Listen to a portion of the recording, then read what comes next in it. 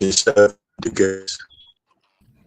Yeah, let go to Mr. Nippet. I want to make the veteran last, and he'll go on to the. It's a pleasure seeing Mr. Cassell after we have been searching for him. Welcome, Mr. Cassell. I've been praying for you MIA. to. No, you were not MIA. You were just engaged. Exactly. Mr. Yuma, my name is Christopher J. Nippy. I'm the former political and consular affairs officer of the Embassy of the Republic of Liberia near Washington, D.C. It's a pleasure having you in studio. And to Mr. Wright, we look forward to making this a wonderful day, like always, and to our audiences, radio and television. Welcome to the show. Thank you, sir. Thank you, Mr. Nippet. The veteran Smith. Yes, thank you very much, Honorable Christopher Nippy. And welcome to Top FM 105.3. I beg to differ. And this important guest that we are having today, his name is Sylvester Newman. He is the Deputy Executive Director for Administration for the National Identification Registry. Welcome to the show. Since we don't have too much time and we have only 1 hour, I just want to get into it. Briefly tell us who you are and what you do at the National Identification Registry.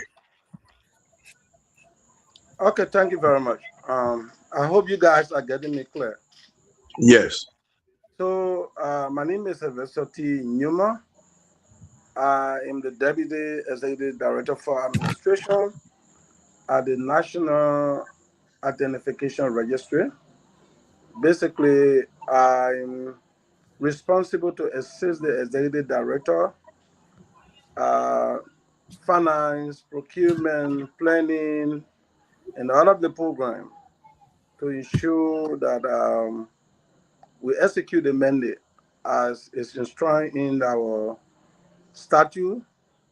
As a national registry, we are responsible to develop a system and issue identity to every person in Liberia. That includes the citizens, the legal citizen, resident, and the foreigner. During our enrollment, we issue ID cards or we give you another document like on your phone. That's another option because it used to be under the ID card with a specific number like a social security. It's enshrined in our law that it's called social security. That number is only given to each and every person as classified, either classified as a legal resident, as a foreign national, or a citizen in this country so that the government can use the data for the purpose of elections, for the purpose of issuing a passport, driver license, the rest of it, because that's the mandate of this system, the National Registry. That being said, I took over since September 1st, 2025, and then we've been working as a team. My executive director, Honorable Andrews Peters, and myself, we've been very good. Although the very time I joined him, it was when the system inherited was already obsolete and it was not functioning well. And the president saw the difficulty the system was undergoing. Uh, he put halt to everything until we can stabilize to enroll the entire population. There where we are. I just want to give you a summary. As we stand, we have investors that have come. We are proceeding with a concession through the public-private partner, a company from Austria.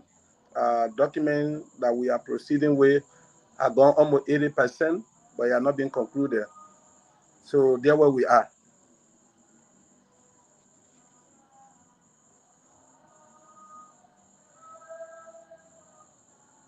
will set the stage for our fellow panelists to ask questions, or they could go different direction. My first question: where we stand with the Burkina B in terms of the exact figure, implementing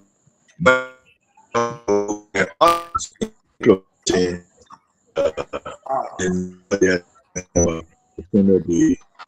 Fred, your signal dropping. Yeah. Oh, I want to pray that this internet will give us the opportunity, so that the time I have, I will share with you an approximate figures through the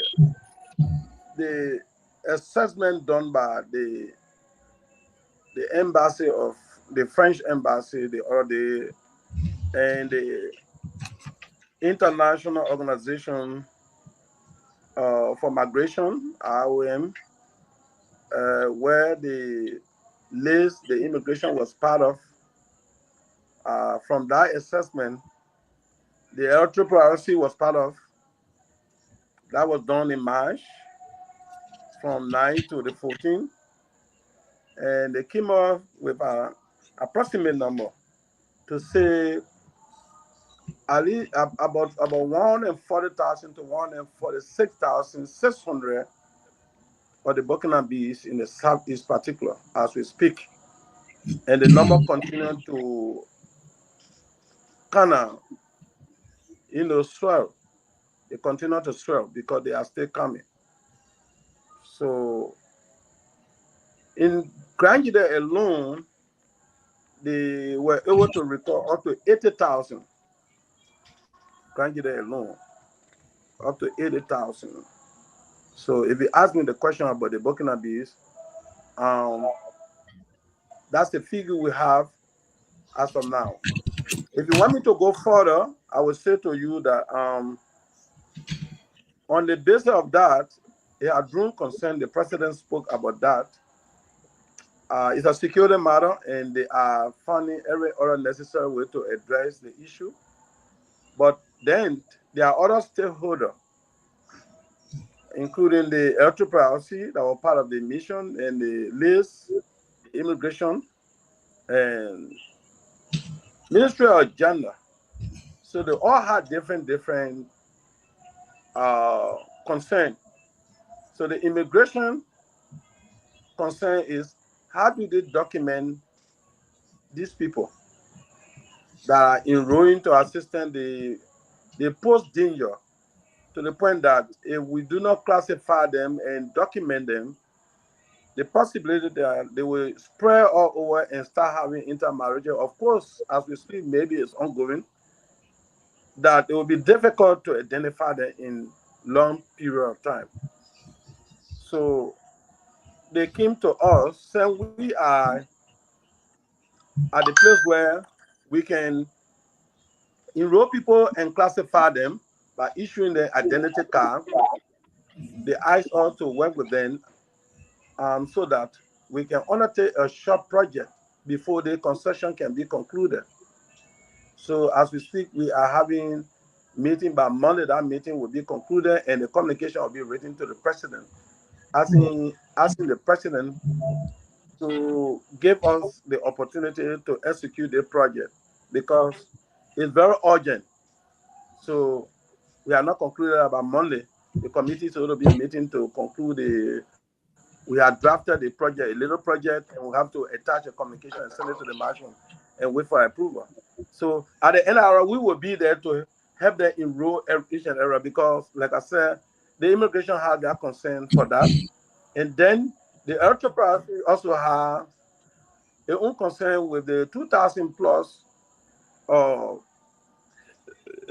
refugee we have, who are already qualified and they're integrated in the society. But there are other programs of benefit that these refugees are supposed to have. Meanwhile, immigration sometimes bother them, because when they see that they don't have identity, they can arrest them. Remember, refugees have some rights. So the only way the enterprises were asking us, please help us NRO to enroll the people, to issue them their own identity as refugees. before they can be issued or resident status. So we have that. There are another group for the ministry agenda, like I said to you, the economic what they call value for some of our informal sector, where they have some benefit. They call the program Realize Program under the gender ministry, where each and every women that are on the vulnerable people to give them some money for small business. I think the project should be around 1.5, 1.6, up to around 2 million. And the requirement from that project too, that they have to have NRA identity, meaning it will be able to classify the people and know exactly the number they're dealing with. Because if you don't do that, you will have number being repeated as usual. Okay, so because of that, we have all of the concerns. So we are working with the three different groups to see how we can execute the project. My follow-up question to the figure you gave, 800,000 Burkina B, the senator of 80,000, 80,000, 80,000. 80,000, yeah, 80,000. Yeah. The senator of Grand Jida Yaya, namely, stated in a interview by Spoon that 60,000, and they are here for food purposes in farming, whether they were brought for farming, for food purposes, he stated, and the number is 60,000. And he said some of them are being afraid and they were about to leave because of the interaction that is going on, that they here illegally. And so he going to talk with them. What is the cooperation between the senator and your registry in really identifying the exact number?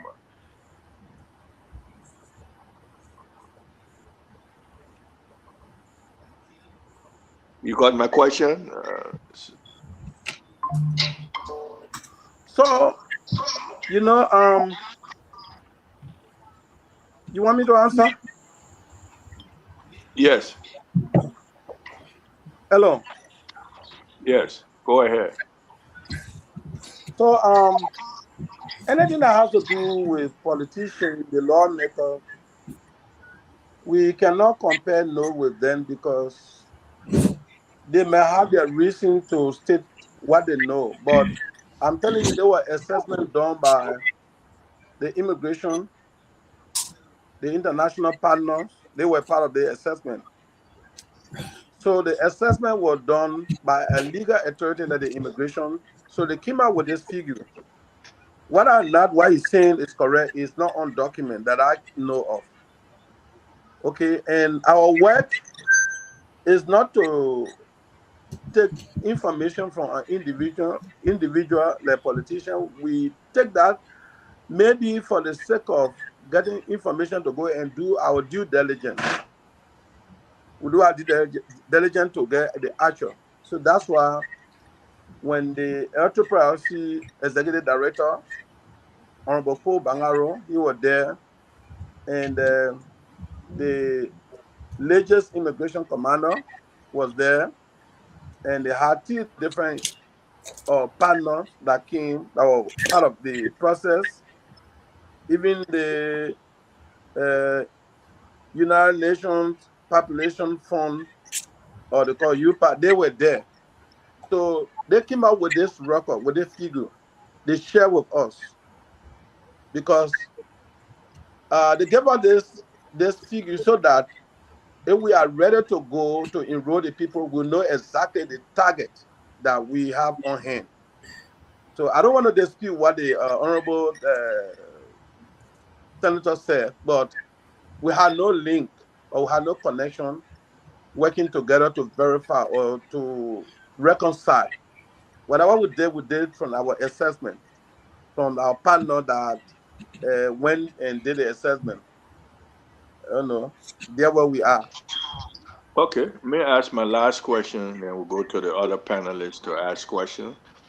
When you talk about migrant and talk about women and children with gender, will the Burkina be fall into any of the three category, or they are just in one category when you're dealing with No, no, no, no, migrants? no. And The economic migrants are the Burkinabes because they said they migrated to Liberia for economic reasons. These were statements they made to the immigration and the rest of the people that went over there. So, in fact, there was some argument between the LRRC earlier that they wanted to put them under the status as refugees. But there was no issue like war in their country to be classified like that, or they were fighting any other disease for any reason. They came voluntarily to Liberia to see economic kind of support. So that's why they classify them as economic migrant, that they came here for economic reason. That's the number you have 140 to 146,000. Then you have 60,000 vulnerable beneficiaries under the recovery of the economic activities. Like I told you, these women, that is strictly under the Ministry of Gender. They are the one executing that realized project. Then you have another 20,000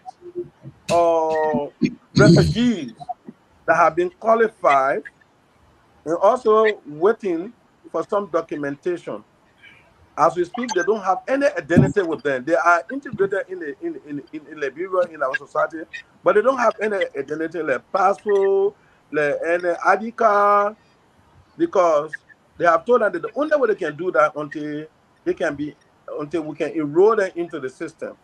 I mean, the national identification must issue them ID card because that's a requirement. If you don't have the national identification card, even passport, they can't issue you. Even driver license, that's how we're going now because it's mandatory. But for now, even in the bank will not allow you to open an account or do major transaction for loan. They will not do it until you get a national identification because the banks are saying, look, we can't identify Liberian because you get too many similar names and location. Almost everybody living in one location. So how can we trace? There's no traceability. But when you are issued a national identification card, that number on that ID card can trace you any district, anywhere part of Liberia you live. So you are easily identified. So these are issues that are ongoing as we speak. Let me thank you, Veteran Smith. Dr. Yuma, how long do you have, sir? We'll be glad to keep you for the rest of at least 2 hours. How long do I have? 2 hours? That is something I. We got a full house, man. Director, look, you got all your Liberians here with you. Your Liberian professional here with you to engage with you. At least give us 2 hours, sir. I understand. Maybe we can do it 1 hour 30 minutes. Okay, great. We'll take that. Let's see how we go. All right. Thank you, sir. Thank you very much. Gentlemen, it's 2 questions each, okay? And let go directly so everybody can be able to go around the table and have enough good time with the director. Mr. Cassell, your 2 questions. Yeah, I remember 2015. I went to my ancestral home, which is Sino County. And Sino County was saturated with people from Mali. They pretty much were running, all the mom and pop stores, the mechanic shops, and all that. And I knew right away that a lot of those people were not formalized in terms of immigration or migrating to Liberia. So the focus now is on the Burkinabe. We waited until they reached 180,000, and then we started to panic. That's a very Liberian way of approaching things. You wait till the thing starts to fester, and then it metastasize, gets out of control, and then you start panicking. So we know we have 180,000 Burkinabe. You said you're in the process of doing your national ID and all that, trying to, I guess, regularize it in some way. But what about Nigerians? How many Nigerians do we have in Liberia? Because I was reading something online that there are about 450,000. And that source wasn't from Liberia. It was a U.S. international source. How many Ghanaians do we have in the country? So those are, yeah, we're panicking about Burkinabe. A lot of the Burkinabe started to come to Liberia to work on farms. And who owned the farms? Liberians brought them in. And when, like some of us in the States, you bring me in, you allow me in, I will bring my son in Liberia in, I will bring my wife, I will bring my children and all that. So yeah, we understand that aspect of it. But what about the other But other you're group? explaining, Mr. Kaza, you're explaining our migration to America that I happen. The part comfort, then the part reunite with the children. Yeah, the migration to the West, not only America, even in England and all those other places, they do that. So the focus now is on the Burkinabe, and you asserted with much authority that there were 80,000. What about the Nigerians? Is that nearly half a million population in Liberia? Is that right or wrong? And what about the Ghanaians? We need to know this national ID. And you rightly said, once you come into the country, you have to have some sort of identification. So tell us.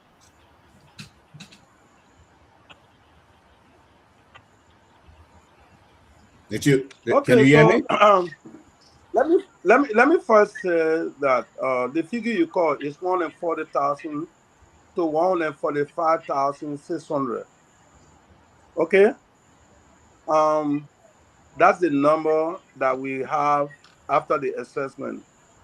When you compare the issue of the Burkinabe, it started as far as 2010, but it was not as alarming as we speak from 2004, 2000, or 2025, 2024, 2026, when the numbers started getting swelling up, where the reason they became too much alarming is that our citizens in the Southeast started crying for their butchers, that people were giving them the opportunity to take their land, the rest of it.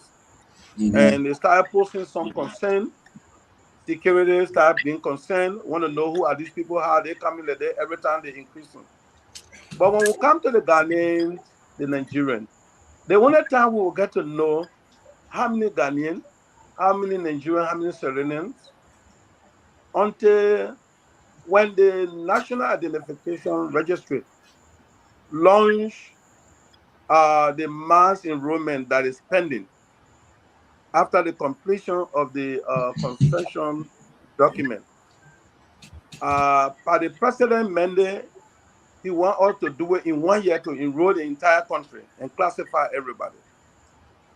But from what we are seeing with the new company that is coming, they may want to do it in 18 months. Meanwhile, in 18 months, they'll be using like 3-4 months to set the system, to do the designing, to set a system, planning, recruitment, training for those. Then the balance 12 months will be used for basic enrollment, at which time we'll get the actual data of everybody in this country. So the fact that the Ghanaian had not posted the security post of security to the country as compared to the Burkinabes, we cannot give you the figure about them because we're not doing any assessment to know their number here. Then the Nigerian. That's all. So Yeah, it is only about the Burkinabes now. So, and you're going right to what I said before. We wait till it reach a crisis point before we react. And from what I'm hearing from you, you're only looking at the security aspect. That if it gets to a security threat, that's the threshold. Then then you react. No. So what I'm saying, it shouldn't reach a crisis point. Okay, before you guys start going. Go ahead. I just said to you that we are not waiting for crisis. I told you we have a pending mandate from the president to enroll the entire country. And when that is done, every all national will be recorded and be reported to the country that we got so Ghanaian, we got so Nigerian. But that is yet to be done until we can complete the concession agreement that we have on hand. In the next 2 weeks, we'll be completing that document. Okay, so Then we start. We already done our planning. my second question to you, last question, is why do you see the Burkinabes as a security threat? Okay.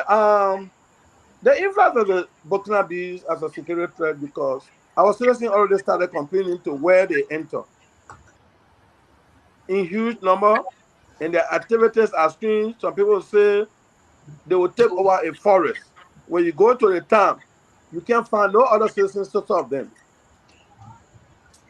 And their settlement is giving a lot of concern. Although we are not heard that they have killed, they have done this, but they are gathering a raising a lot of security concern because, being to the border and see people coming through Ivory Coast and just entering in large number like that without document. They are not documented. It's difficult to understand who you're dealing with. So in that case, yes, they become kind of security threat to the country.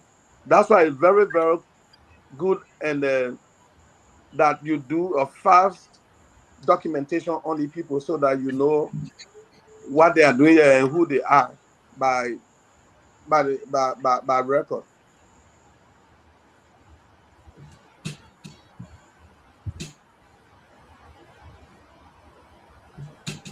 I want to follow up on Mr. Joe's question. If they have not committed any security threat, and they are living peacefully amongst the Liberians.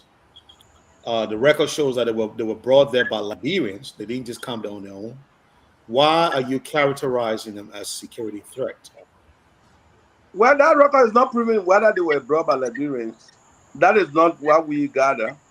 They came themselves by themselves because they told the immigration when the immigration went there. They said they came to Liberia to look for jobs, to look for money. That's what they told the people. If they were brought by Liberian, maybe that was under cover. But the actual thing is that they came there by themselves. They came in search of economic reason to look for money. So the reason we take that issue very special is that, like I told you, the way they settle in large number and the number continue to increase. Look, it's not just possible for you to find people just coming from the border and entering in number without document and you don't question them and you don't try to see who they are and how you can document them to know the number, to know the actual people you're talking about. So that's all. And you can't compare them with the Ghanaian. The Ghanaian, some are documented already through the immigration. Yes, we know some of them can still come, but some of their family members and the rest of it. The Nigerian, yeah, some of them be doing business around here ever since, and some of them, the immigration know them as well. But these people, no, the immigration have no document on them. Okay. I mean, you agree that this is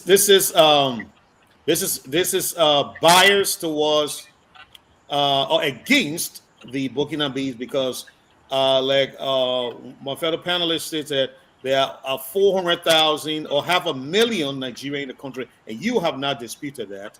In fact, I think you alluded to that as a fact. But your only thing is that the Burkinabes are coming in drove, and so that's a security concern. But I think there is a priority problem here. We got 400,000 Nigerians here in the country, and we don't worry about them. We worry about 80,000 Burkinabes that are coming to the country. I can understand that. Let me go to the next panelist, Mr. Christopher Napier. Your 2 questions, sir.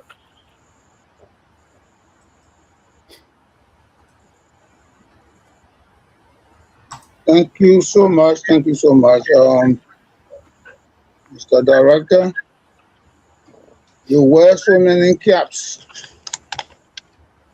From what you have said, you're dealing with administration, accounts, procurement, etc., etc. I mean, the wheel of that entity is in your hand. So, given the latitude of your term of reference, are you in are you working in close collaboration with the Bureau of Immigration and Leges? Sure. In fact, let me elaborate on that. So all of the stakeholders in the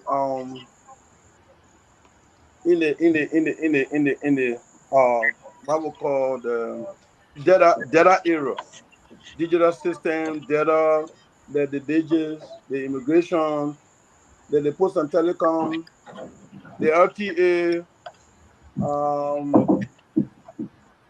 the library repatriation, LRRC, all of these different organizations, agencies, we all work together, we collaborate to find strategy to deal with issue of identifying people in our country.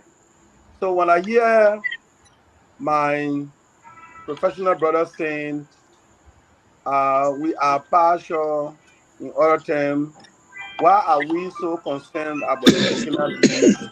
We are not concerned about the huge number of Nigerians, the Ghanaian, where I would say you're entitled to that. But I know the issue of Nigerian and Ghanaian is not today.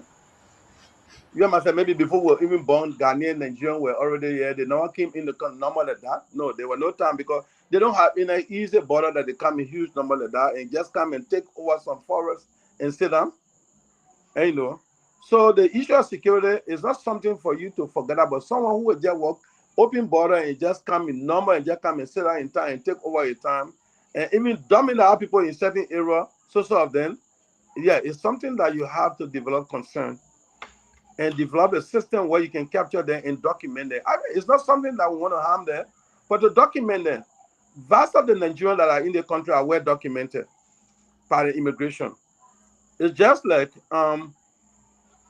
when the National Identification Registry is prepared to enroll the entire country, our way of doing is quite different from the NEC, Election Commission, the immigration. Everybody get data here, but our data different because of what? The uniqueness we establish in our data. That uniqueness is the number we issue that will be attached to your ID is only your one got that number. Like I said, social security. And indeed, in fact, on the act, it said that number should be called social security. It's called on the act. So we have a system that can develop number only for your one, and that number when you're not using it, we suspend it. When the person dies, we can't use it. Nobody uses that number again. So we only trying to document them so that the immigration will be able to issue them some documentation as they will be living here. And not that we're targeting them to do any wrong.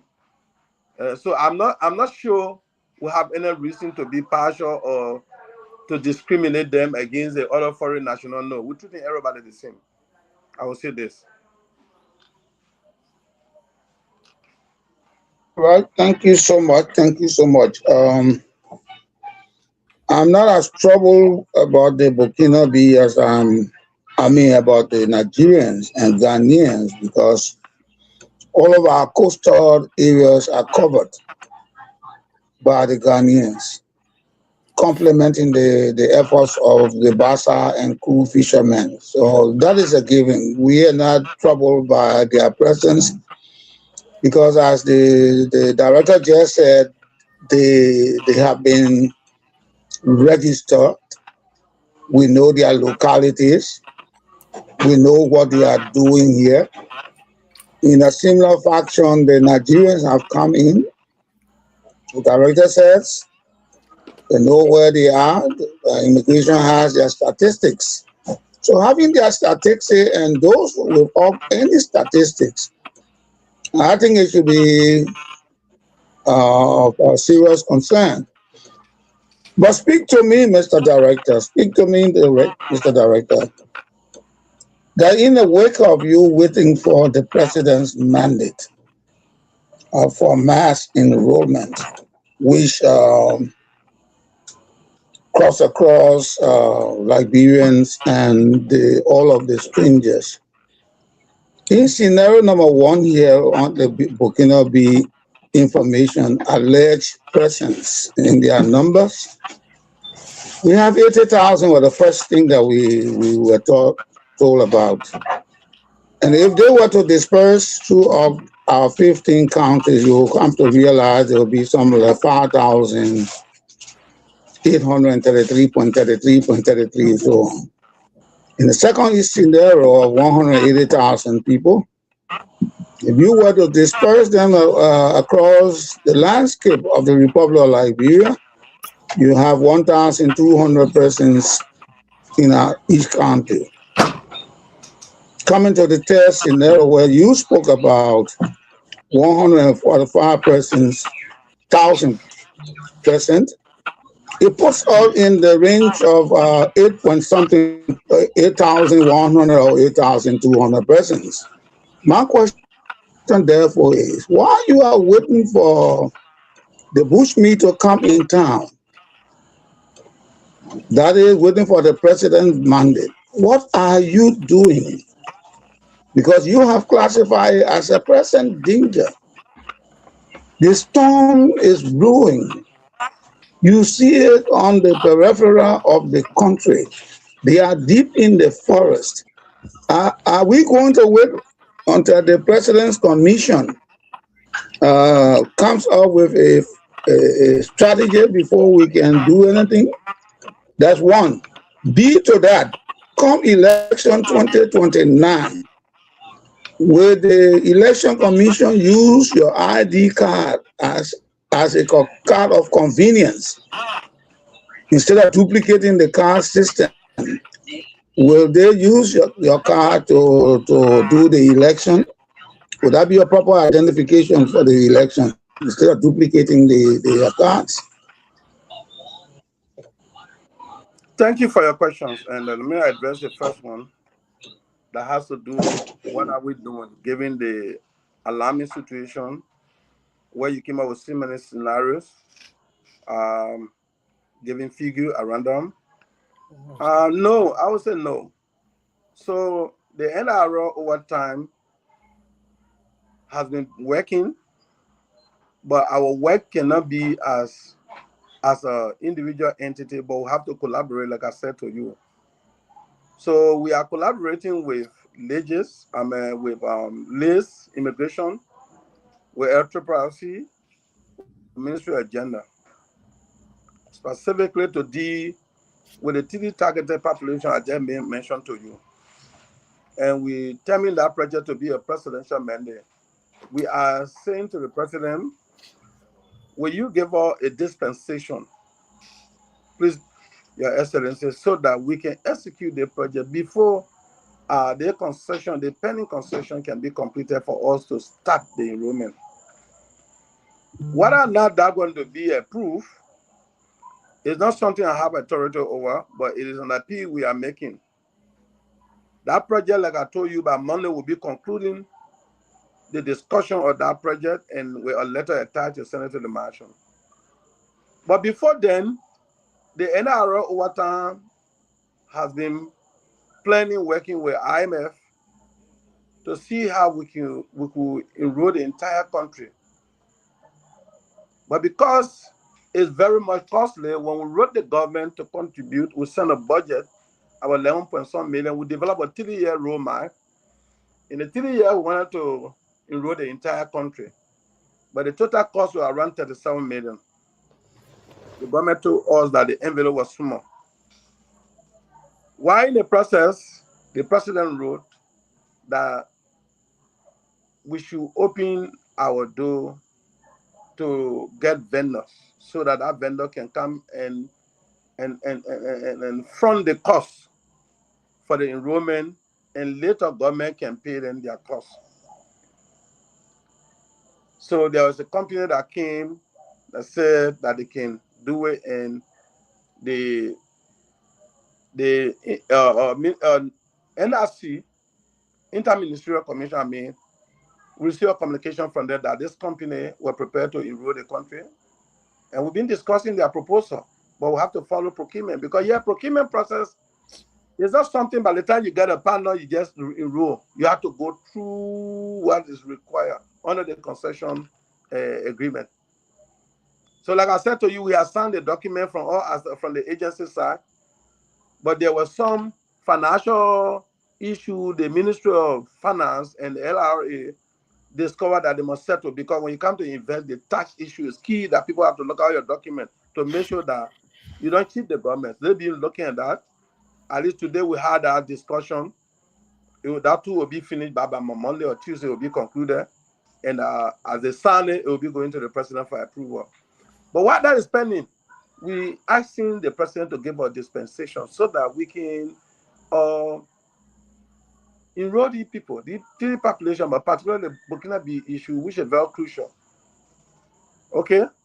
The next concern you raise, whether or not, come 2029, our national identification can be used for election, yes.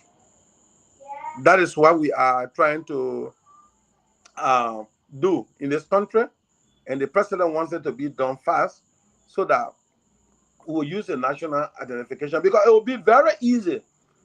The reason is when we enroll the entire population, by the end of the 18 months, we should be able to get 90% plus of the total population. That is what we have targeted in our planning. The 90% should be about 5.2, 5.3. We may get more, but that's the target. So when it comes to election, we link our data to all of the government functionaries, including National Election Commission.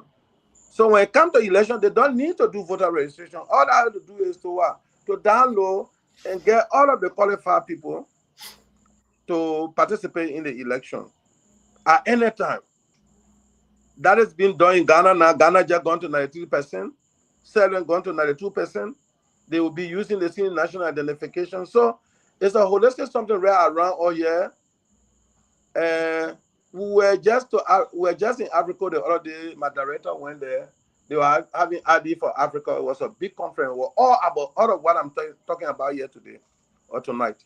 So we're working in that land to make sure that we don't do any voter registration. We depend on the data that we're going to develop for the country, so that we can have easy way of conducting election and other activities.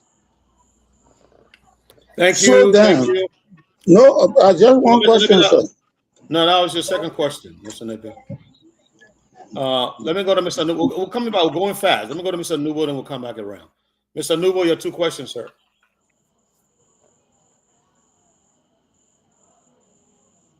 Mr. George Nubo.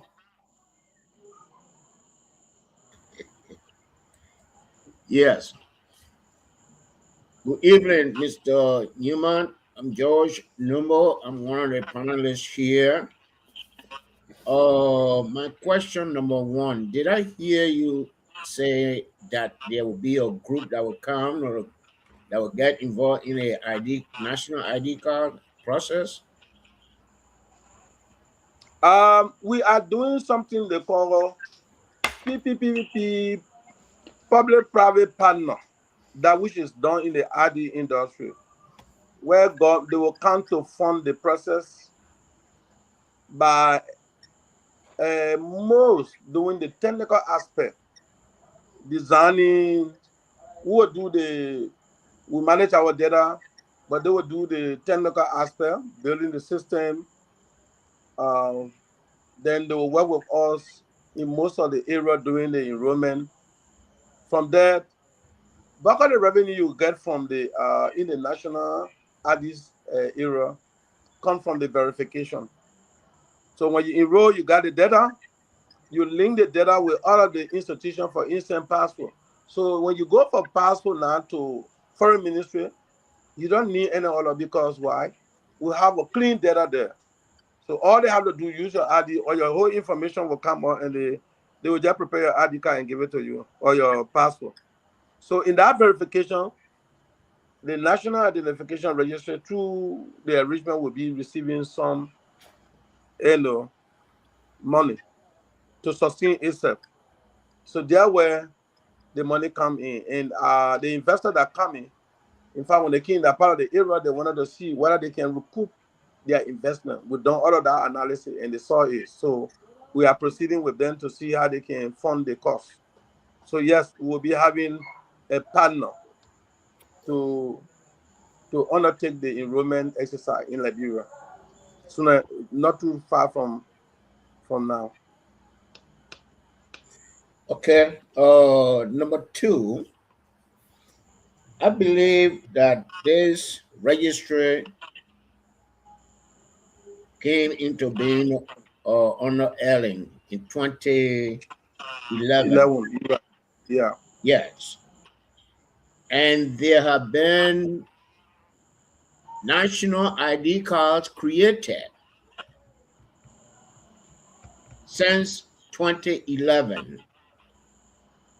And people pay money, I think of $5 or $10 a piece.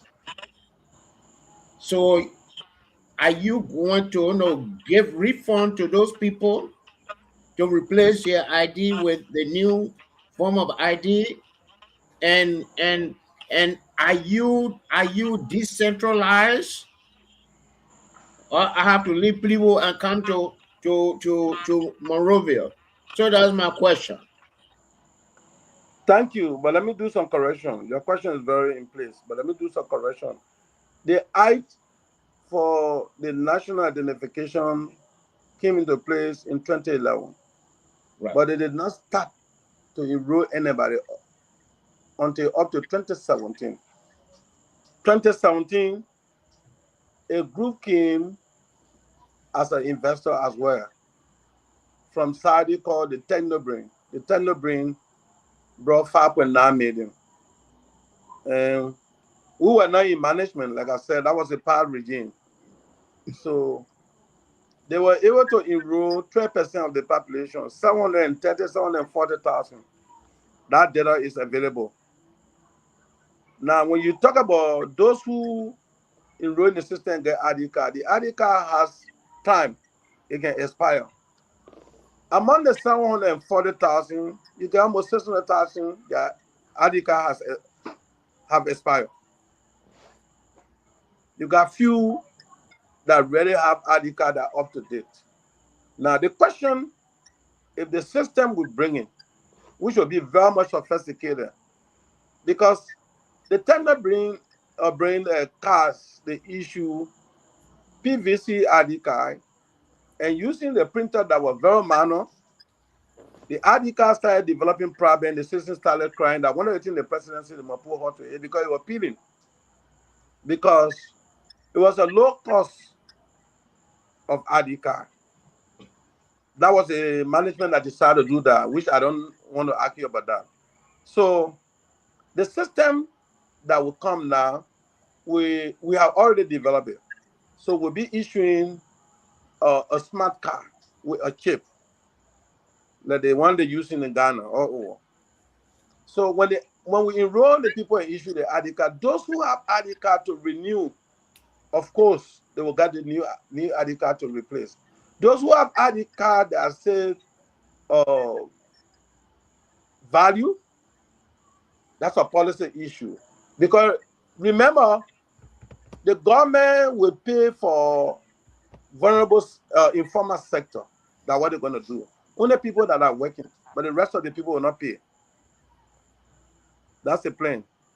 So they may fall in that sector. They don't need to pay. We'll just enroll and get a new ID card so that it can be a uniform one. Because you don't need to use that. In fact, they may not even like that ID card when they see the other ID card that coming. So to answer your question, that is where we are. But we'll make sure that everybody be in the system and they get a ready, clean ID card and well identified. Okay, thank you. I want to follow up on Mr. Nuwa's question. Who is the investor and where is the investor from? From Austria. Austria. Yeah. Was there a PPC? I'm sorry, go ahead, sir. Yeah, they are from Austria. Okay. Was there a PPCC process done with this before Yes. this person was? Sure. Okay. Sure. And how many Liberian company or Liberian individual involved in this? I'm not sure any Liberian apply because the first thing is if you do the RFP Mm-hmm. request for Request for proposal, information, right? eh? No, I'm just If trying you, to, for those for our listeners, I'm going to yeah. what is So an let me give you RFP? the information. Yeah, let me give you the RFP, the request for proposal under the Mm. concession. That's the procurement process. The requirement there, step by step, call for entities that have been involved in such activity. Your profile will look at your record whether you have done it before. You have years or a complement to enroll because there's a security issue. The data is not just ID card, it's a data and it's a security issue. Whether you have done it before, you have that record, you have the expertise. So there's no Liberian here that have that. A Liberian could go and bring a company and say, I'm partner, but not that Liberian. So in that case, we don't have a Liberian that really qualify for that. So the bill tool that was put out, you know, under our procurement, you can restrict a bill based on two nature. When it's security in nature, the interministerial committee can restrict it. That we only need a person, only the person will see that qualify to do this. Or financial reason, nobody can raise that money because the cost for it is around 50 to 60 million. So because of all of these benchmarks, I'm not sure Liberian were standing to qualify for that. Although I heard some other Liberians saying, "Oh, they never included," but it's not just we can get component of the when we're ready to execute. Some component will be there to give it to Liberian for instead for the distribution of the ID cards. And another question someone asked me, let me answer it. Yes, we're going to decentralize. When you hear about mines enrollment, we're going to decentralize from district to district, from town to town. So what we're going to do in our plan, we have 436 centers. Beyond that, we have mobile enrollment officer. They will be going to far to reach area. And also, the system can enroll off and on, meaning it can enroll you where there is no internet. When it comes to the internet, we integrate it into the system so we can collect anybody anywhere. So that's how the system is set up. All right. Before I go on to Mr. The veteran, one more question. Are you concerned about the security implication here? An Austrian company is going to come to Liberia Mhm. and harvest Liberians' personal identification information, and they are going to store it. They're going to manipulate the data for public use. And you know, okay, this is the question now. Where are they going to store this data? Are they going to store the data in a data warehouse built in Liberia or a data warehouse built back in Vienna? Thank you. I know when you ask the question, then we explain all other concern. You just started making the comment that an Australian company will come to enroll and play with Liberian data and other people. No, they are not going to play with data. The data is going to be with us. If you look into our agreement, as the agreement will be completed, it will be outside. They had nothing to do with the data. The component in that is under our concern. They do the technical aspect, building the system, designing the system, then we manage the data. The data is, even as we speak, the 740,000 we have a rare in my building. The data is with us. It's not with Tenderbrain. The only thing Tenderbrain has, for the development, after the development, they have a source code. That source code, when you pay their money, then they give you the source code. It's a password. But the data itself is in our hand. And we now store the data in the cloud. It's not in the cloud. So when you store the data in the cloud, somebody can manipulate it. So the security aspect is intact. Okay. I hold that constant. Let me go to Yeah. Veteran Smith. Veteran Smith, your two questions, sir. My question go back to Burkina B. When the senator said they are coming in for food, and you look at national security is coming in for food versus our national security concern. Why the senator is saying they are coming in for food and some of them afraid they want to leave because the way people coming after that.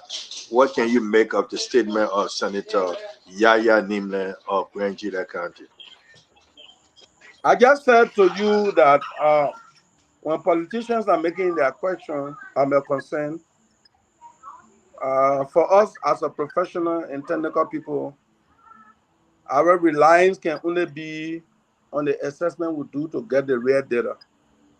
We do not debunk them because they have so many ways to speak so their citizens will be satisfied. Whether they have scientific proof or not, it doesn't matter to them. But what they want there is that at least because there have been some crimes in the Grand Gila area on the forest that in fact these people were taking people forest. That have been one of the serious issues. In fact, at one point, the land authority have to dispatch a team there on the basis of that information. So when you hear some of the security concern, all of these things that involved, that the people taking people land, they just planting cocoa and what have you. And when you look, at one point, it's a family that say, okay, we'll give you the forest, you plant the cocoa, we take 40%, you take 60%. They're doing all of the agreement. But some people will cry and say, no, they talk about bush. So if the senator made that statement, he made those statements based on what he want to say for his citizens to be satisfied with. But I'm not sure what I'm telling you is based on senator opinion or what have you. It's based on the assessment we did as a joint team. It's on record. So we talked squarely on the issue that we have record document and also clear picture of what we will tell people. When you come to us, we show you the document. You want to go do your background check, okay. But that's why we have available to talk. I don't talk on the politician what they say, really.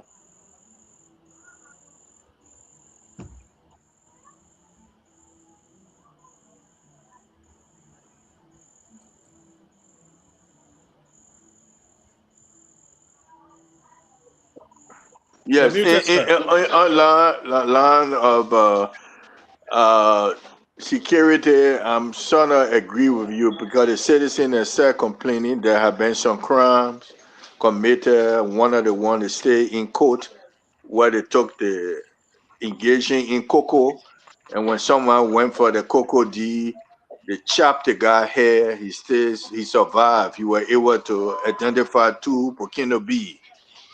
These type of national security with the data that you will be presenting or concluding with, will that help resolve national security issue if we all of them being identified having IDs? How about those who refuse?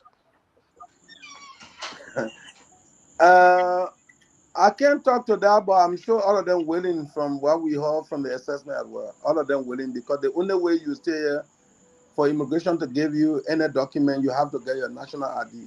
So all of them, because they told them that, the immigration told them that, look, the only way you stay here, you have to get your national identification, and then before we as immigration will give you document to know what you're doing here. So they agree. For those who refuse, I don't know the number.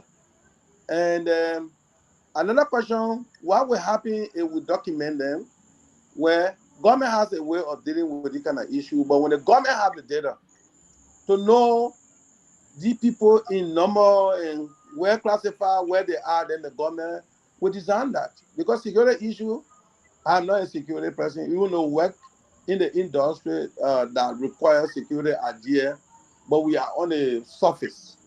Those who have security training can better answer that. Maybe they may not want to disclose to you, but for some reason, but I think they will take care of that.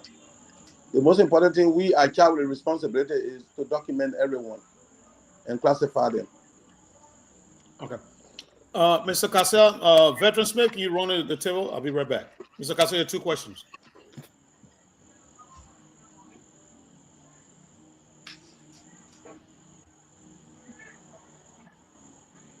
Mr. Kasha, two questions.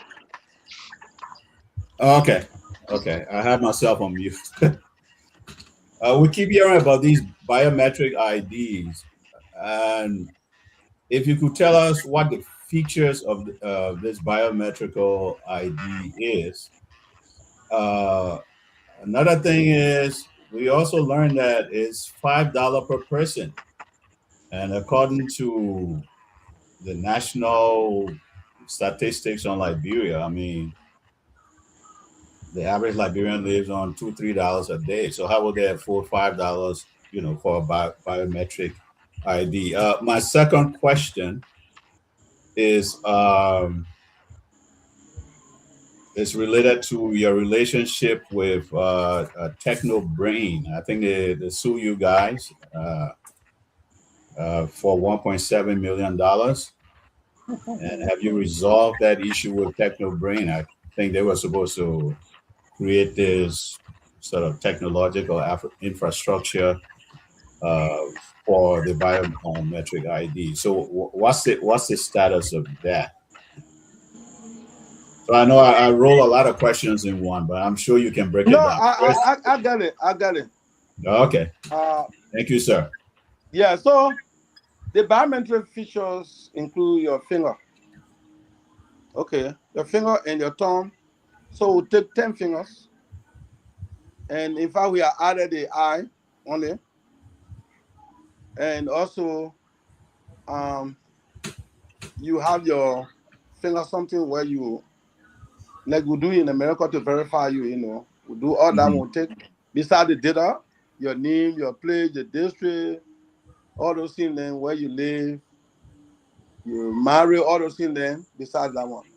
So Great. But do you have the infrastructure to support that? yeah. Say, for instance, if I commit a crime Yeah, in... we had on the machine. In fact, we had a scanner. We scan even the document that we take from you to put into the system. So in case tomorrow we not certify with you, we want to review your document. We have everything set up. In the past, in the old one, and the new one account will be more sophisticated more than that. So if I commit a crime in Monrovia and run to Plebo, and you catch me there... Now it's not possible. Akami. Now it's not possible, but that's the intent. So if we enroll the entire country, yeah. So when we enroll the entire country, we'll get the data. I just said to you that the data will be linked to all security sector. You live in the West, you know what can happen. If the security sector got the data, they can build their system. They have to track everybody because they already got the data. So the data will be used by everybody, by immigration, by police, by NSA. Everyone will have access to the data to use it for their So intended where are you purpose. guys in terms of your development? Are you at 30%, 40%, 50%? I mean, where are you in terms of making this thing holistic? The 30% of what they're planning with it. I just said to you that the actual development of this biometric national ID. Where are you? If somebody were to ask you, what percentage have you completed so far? What would you say? Is it 30%, 40%? Okay, I think I said that. I think if you listen to me from the beginning, I said I was not with the past management, but the past management from 2017 to 2023 before the government came to power, which was the last time we did any enrollment. They had 12%. We constitute about 740,000 in the system because the reason they never got enough people to enroll. Region to region has their own strategy. The president of the Republic of Liberia, Excellency Joseph Nima, he declared that on June last year that everyone, saying in fact I said that the ID card should be used as a primary for every transaction, that every citizen, every legal person, and those living in Liberia over 90 days should own a national identification. But that executive order expired because when the system crashed. So on the basis of that, we started developing the partnership, something that we just got. So when the partnerships documents are completed, when we start, in 18 months, we should be able to enroll about 90+%. That will give about 5.2 million. That's the projection. It's in the document. That we're going to follow. We are already done our mapping to know where our center is going to be. 436 and the individual enrollment officer will be also added to that number. So we'll have sufficient people. So in 18 months, we should be able to enroll everybody. Then we'll have permanent centers. The permanent center will include the 73 electoral district in the country. The permanent center will continue to enroll babies that will be born and other people that will be entering. Then that will be a continual process going forward. Okay, sir. Okay, So Honorable Nippy, your two questions. what the president did was what they call forced compliance with full capacity. You didn't have the capacity, but he told everybody to enroll. So that was the situation. But I asked you Honorable about Nippy. your Honorable the Nippy, your situation two with questions. Echo Green. I think it was The $1.7 what? million. Have you resolved? Have Okay, you okay, guys okay, resolved? Mr. okay. Thank you. Mr. Kasa is in. Thank you. No, let me clear that. That's the issue that needs to be clear.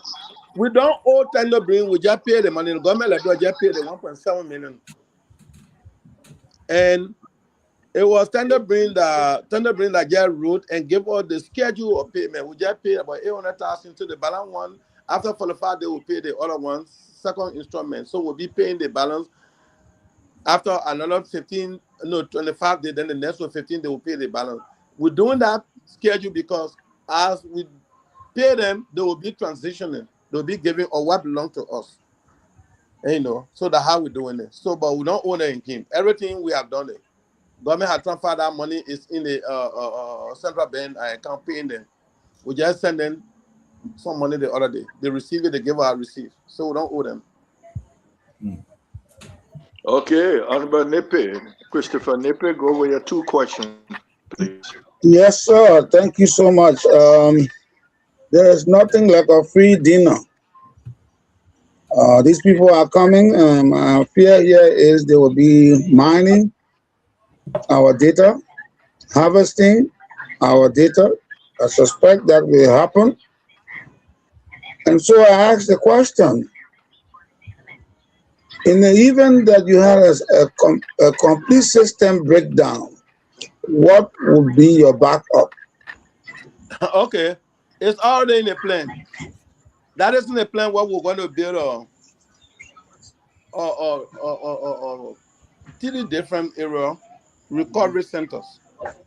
We're not just going to build a system, only the system to enroll everybody. We have to have recovery centers, and we got a lot of backup. Backup can be on the system, on the sticker, or we can have it. But we'll have a recovery center. Three area we already plan is in our plan.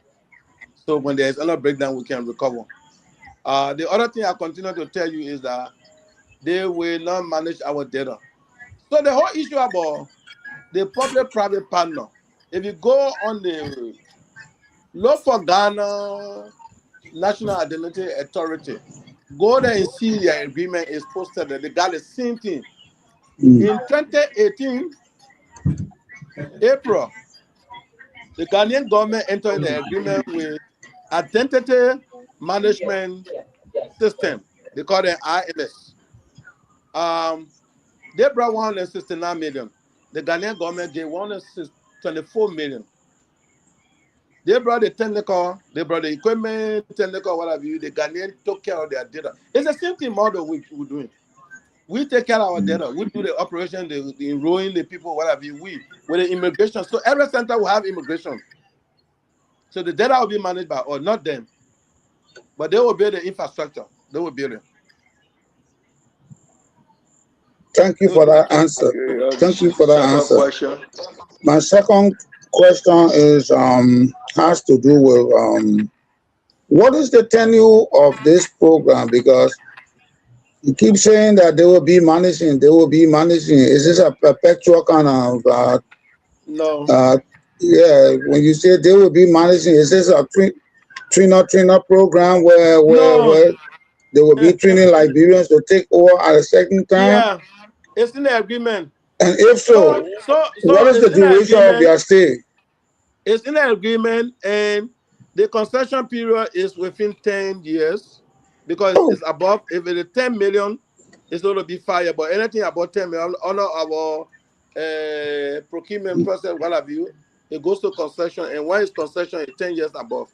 So it's in 10 years, but within the 10 years, when they recoup, they will leave. And It's also in the agreement that they will train Liberian. We already got trained, but we need to overlay training so that when they are leaving the transitioning, we got people taking over. Liberian will be taking over. So it's already in the agreement. But in fact, when they come before they start, they will do the training also. They're going to train a lot of Liberian. Everybody that's going to come, including us, we're going to go to the technology training. How we're going to be there working with them. Okay, going to George Newmo for his 2 questions. George Newmo, your 2 questions to our guests. Okay. You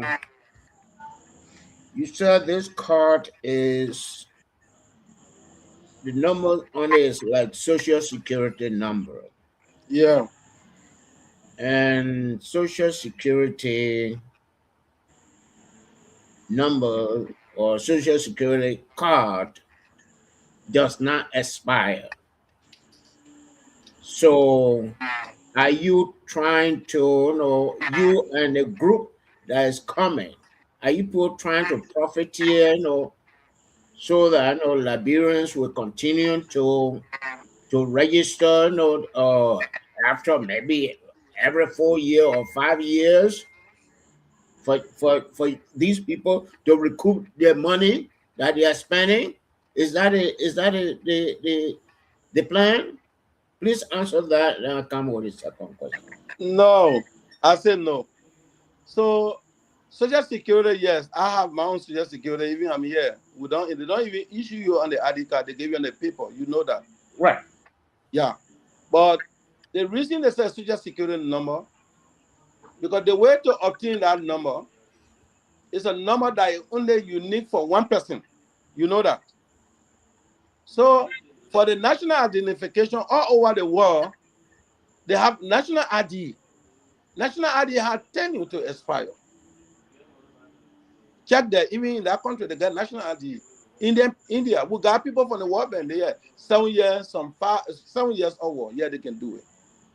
So, but the money to make money in the ID sector, like I said to you, it is not from the ID cards. It is from the verification. When they're using your platform to carry their function, that's where money come in. 10 cents, 25 cents, all over the bank sector. When you look in the Ghanaian agreement, their revenue stream, you see it. Ghana will say from 100,000 to 500 in a month. So if you verify your ID to the bank for your bank transaction, it records. Over 100,000 over, they will say $1 for each verification.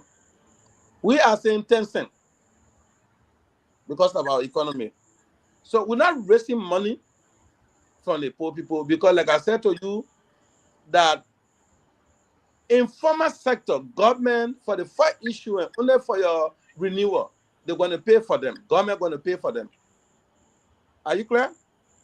Okay. Okay. The next question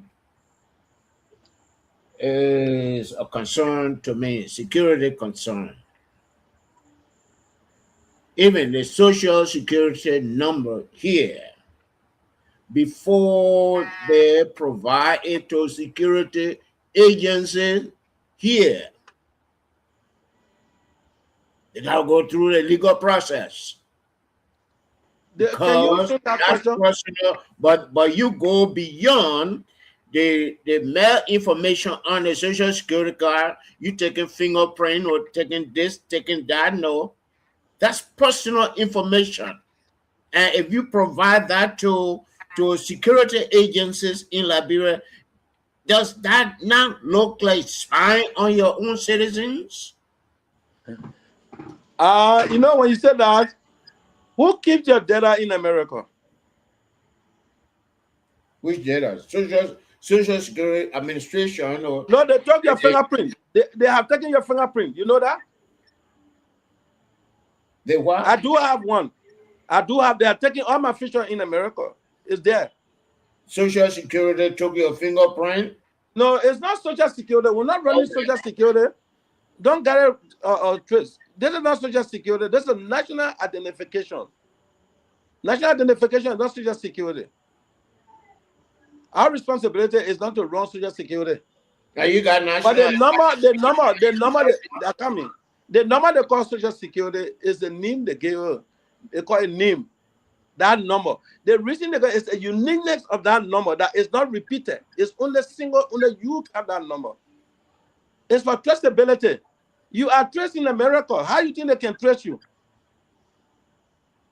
They trace you from that social security. You know that, and I know. That's why they got confidentiality in that area. Mm-hmm. Okay. So let me ask you my two questions. One is you have I NAPSCO. You have moderator, I will NAPSCO. allow 5 more minutes because Okay. I'm not more engaged. We love you too much, and we would like for you to just add another 10 minutes there, please. Oh, Please. I mean, you are very responsive, and someone with expert knowledge as you are, make our audiences to be pleased with the kind of information that you are providing. So, to crave your understanding, sir, to give us an additional 10 minutes, please add that on the 5, make it 15, then we will take official leave. You can take official leave of us. Is that all right? But Mr. Smith, it should be one question now. Yeah, one more. Yeah, it will not be 2 again. Mm-hmm. Because Yeah, he one has his question. official duty to go and perform. Yeah. So all right, Yeah, sir. and we want him to come back next time. We want him to we'll call him. Yeah, Say, oh, I so stay we long. So can't push beg him too you. hard. But Mr. How's Yuma about that, sir? Mr. Yuma did a very good job. So Yeah. Excellent job. We praise him. Excellent. So how's We about that, praise Mr. you. Yuma? You gave us an extra. I think it's understandable that we are in a deal now for an additional 15 minutes, sir. yeah, go ahead. But you Are only we? need 15 minutes. Uh-huh. You already Okay. 15 minutes. So let me just go quick. When you were talking about gender, I'm concerned about the women and children who might come and help they would need. How quickly and how soon would that be implemented so they can start benefiting from the funds that you talk about? Okay, that's a very good question. And so, in fact, that program will last within the next 3 months, maybe by August. If the government of Liberia does not play her part by ensuring that the national identification enroll the people and give them their identities, because the requirement to benefit from this program, you have to have a national identification. So, on the basis of that, the Ministry of Gender developed that concern and came to the stakeholder meeting with us, like I said, asking us to work together as a team and write the communication to the president and give him the picture. What will happen if we don't enroll the people from now to this time? And by then, if the concession is not completed, it will affect our people that's going to benefit almost $2 million. That money will be withdrawn and go back. And the money is intended for the vulnerable people. So your question is, we are working to make sure that we make our people to benefit that amount. Because we started the project, we were able to do 5,000 at the time when our system went down, but we're doing underground, we did about 5,000.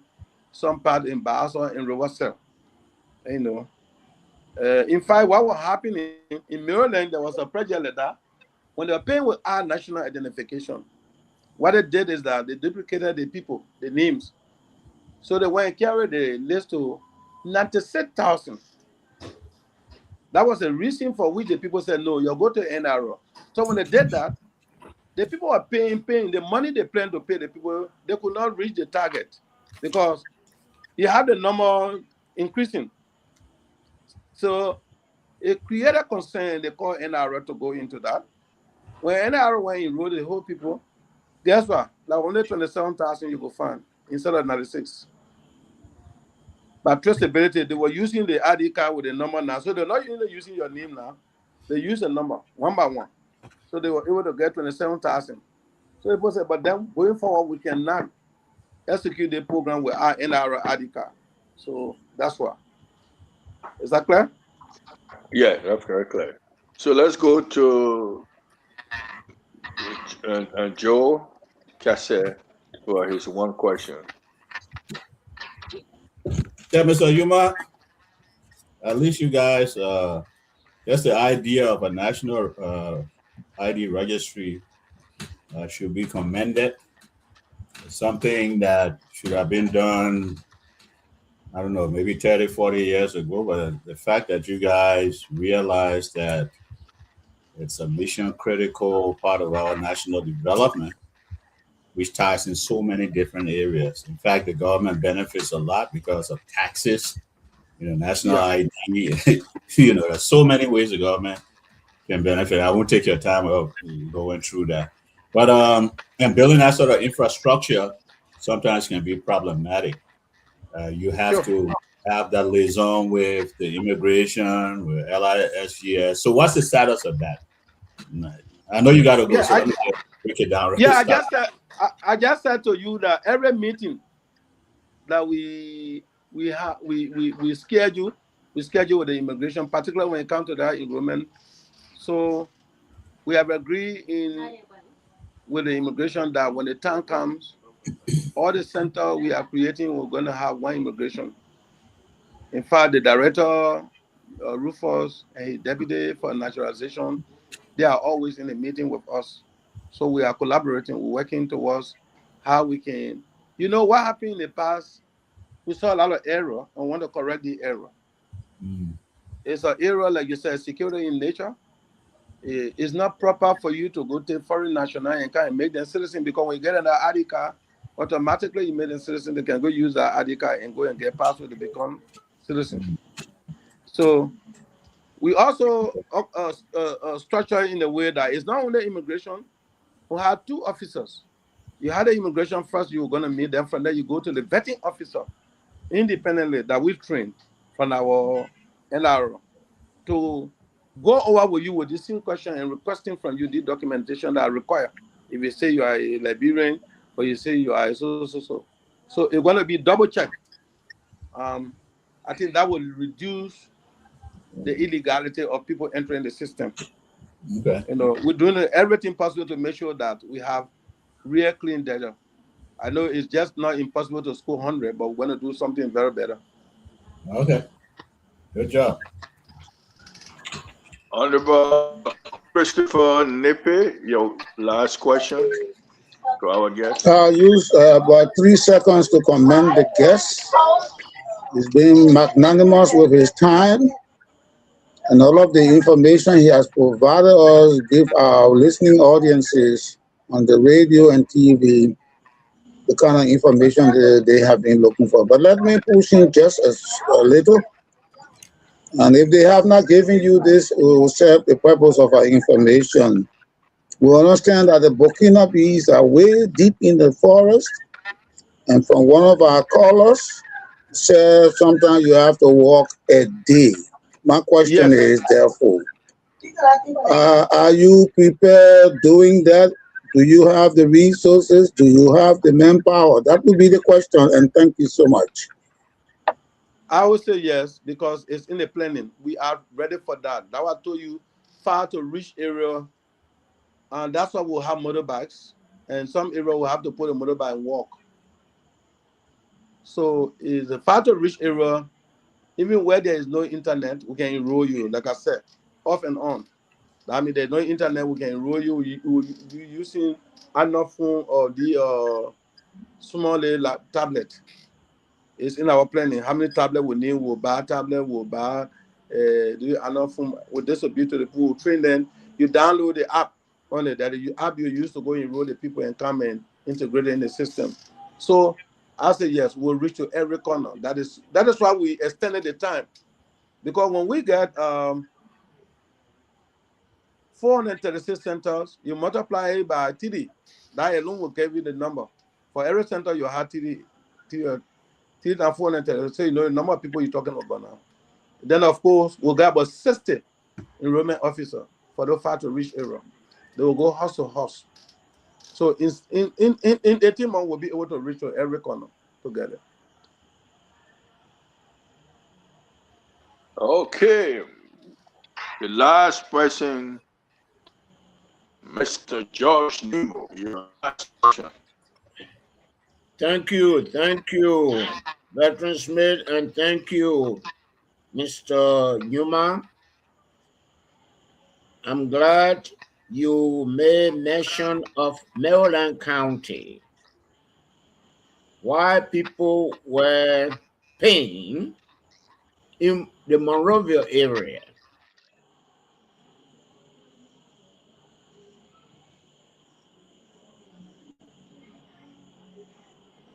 Mr. Nemo, you finished with your question?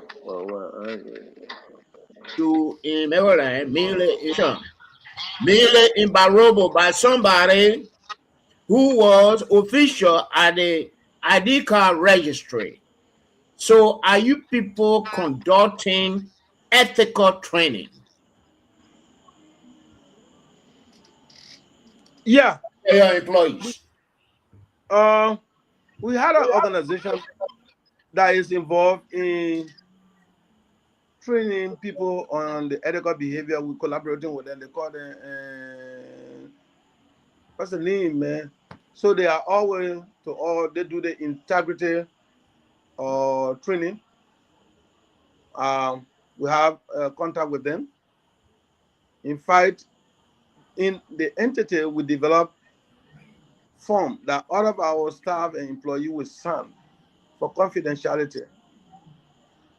When you are caught, you'll be monitored for even aiding anybody into the system wrongly, for even discussing somebody particular. You'll be fired and sent to the government for prosecution. That is against the law.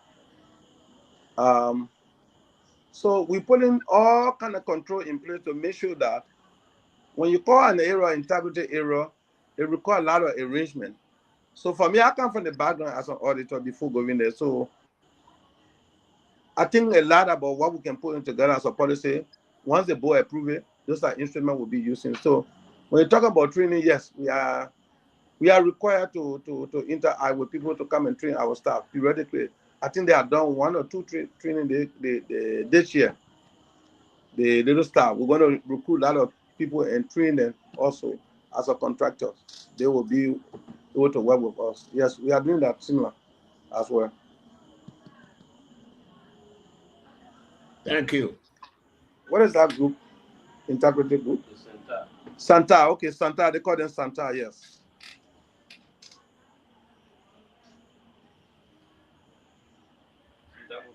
Okay, Veteran Smith, I think he's done, or can he do a closing statement?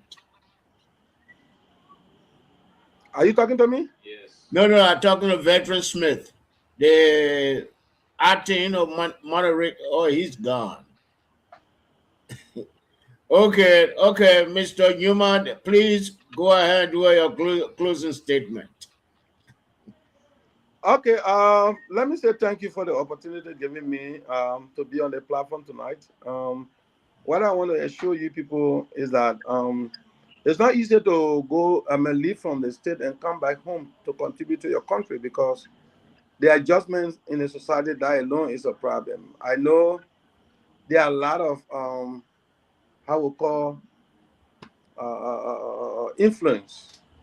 Sometimes we see it as a way to make us become very impaired in our job that we want to do as part required.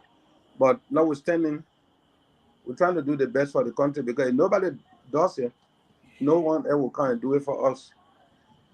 So we want to be with the government to help them in a way that when we leave from there, they will say, at least there were people who came here, this is what they did. We met the system. When I first joined the system, I met them to the first place I met them. I said, no, this era is not unique for the kind of program. This program is too big. So recently we have to migrate to a bigger area right around the German embassy. There's a compound that we took. Then we will move. Even the investor, when they came, they saw the compound, they said, well, this is a place good for the kind of work we're going to do. So I want to also encourage all of you that are down there, if you have the opportunity, you got the expertise. Let's see how we can put together to build Mama Liberia, because it's for us. We'll criticize and construct. That would be the best way out. So thank you. Thank you very much. And we hope this will not be Thank your you. last time on the show. Okay. I will So, see the schedule, then we can work yeah. there. Thank you, Bye-bye. Director Lima. Thank you so much. Okay. Thank you, Director Nima. Okay. All right. So, so what happened to the acting co-host? I mean, he mentioned Maryland before it clicked. There was a guy who was a director, either director or deputy director, and he was running to go in the Senate. And he went to his district and started giving free national ID cards. I see why it went to 900,000 instead of 740,000.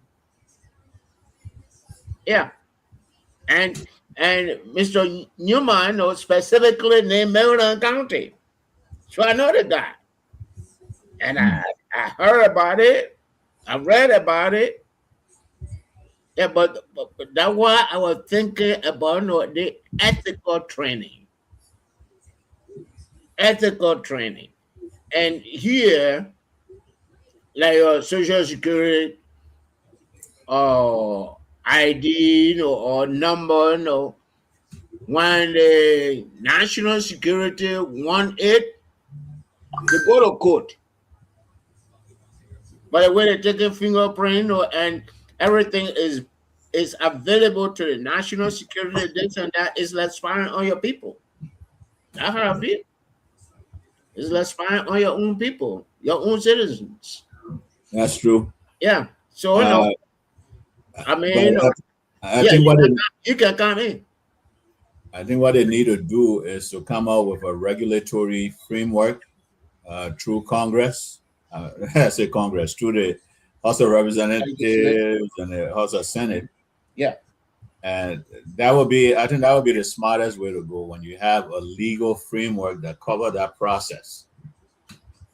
But as it is, it's just a free for all right now, where, it's, we bring the people from Austria, and, they will help with the collating of data, help us set up the infrastructure and stuff like that. But they're doing that, all that without the clothing of a legal framework covering the process. So that's where the problem in the future will come. Mm-hmm. They say, that Liberian people, that the government got the data. So no, it doesn't work that way. You got to have the legislative branch. They got to go to work and come up with a framework that helps that process, the process of collating people's personal information. You just can't leave it up to the technocrats. The technocrats will do the technical aspect of it, but then you got the legal aspect of it, that whether we like it or not, that should be part and parcel of the process. The people supposed to give them a password after they pay them for them to access the document. What kind of assurance they have that these people do not have copy of the record? Yeah. And he kept on talking about Ghana. I mean, Ghana is advanced in technology as compared to Liberia. Yeah. I mean, That's why I raised the question. When I went to Liberia or early time, ministers used to send their their boys, their errand boys, to the internet cafe to to receive their emails. Mhm. Mhm. So, Mr. Nipper, yeah, you can come in. Yeah, that's why I raised the question, because there's a high possibility there for that company from Austria to man the document. Yeah, You know, from a security standpoint, they could have a database in their country for yes, every information that you go, you put your bio information there, and it just filters right on their system in the place. That's why I was asking that question.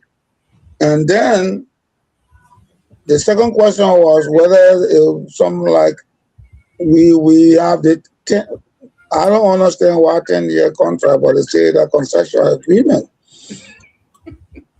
So whether Liberians will be counterparts, when one Austrian sit down here, then one Liberian man sit down there to see what is happening, because they could give us one key to the door, and they have several keys to all of the other yes. doors. Yeah. And yeah, and they And have. it, Go ahead, Mr. and in Kasser. the 21st century, they said data is gold. Exactly, Yeah, Yeah, it's gold. I exactly. mean, those sort of contracts, especially when people having access to uh, people private information, you don't do that 10-year thing. No, you give them you know a good scene. I won't say the best scene scenario. I mean the best scenario, but give them 1 year, 2 year, and see how they do, and you can evaluate them in that first year, and after that you do another contract for the second year. That's how people in the financial sector here. When company goes to Yeah, venture capitalists and they want money, the venture capitalists say, okay, that's fine. I'll give you the money for and see how you do in 6 months. You're asking for $20 million. Okay, well, I will give you $3 million. See how you earn it in the first 6 months. And then you do well, we'll go to the next, That's how you do it. gradually. Right? You just say 10 years and the man got holding a contract for 10. I mean, who does that? And then another point there to look at, Mr. Kasser, is that if they knew that this thing would have gone or will be going towards a decade, I think the most rational thing to have done was to have Liberians go to Austria and Exactly. train before them for before the 2 years, so that when they come, they serve as a cordon area, because they know exactly what you're doing. So they are backing the information Exactly. that you cannot point this key, you cannot point this key. But the whole thing is like, it's like giving the whole house to the people. That's it right there. You That's know, what it did. You gave the whole house, the back door, front door key, everything. everything. I mean, who gives a privacy type contract for 10 years? I mean, who does I I mean, don't know. make it make sense. But Mr. Yuma, he did his best. It's their bad, you know.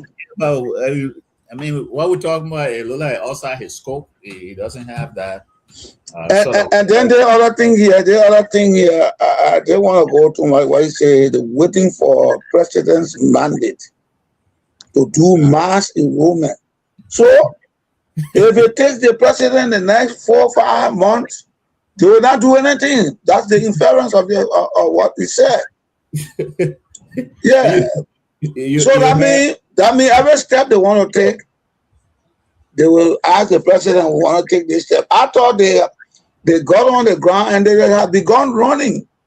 You see, but it doesn't seem to be that, because they are waiting for a presidential mandate. Yeah, but here's what it did. The president came out and he wanted everybody to register So it was what they call forced compliance before capacity. You don't have the capacity to register everybody. Say everybody must register. You don't have the structure. And I guess what he did, so they had to roll things back. And like I said, poor Mr. Yuma, he tried his best, but Oh, you did well. yeah, those are things he really couldn't. It happened probably before he got there, and so he wouldn't. He really couldn't add a voice to or try to explain it, because sometimes it's difficult to explain something that just don't make sense. Mm-hmm. Are you all hearing me? Yeah, you back. You did. Yes, You were acting co-host. You overthrew. You left me in charge. Overthrew me, Mr. Wilson, right? No, you disappeared. You overthrew You disappeared. You disappeared. Mr. New overthrew me. No. We are witnesses here. He did not. We kept calling. And then my volume, they push me where I can't talk. They've been talking. I can't carry No, one word.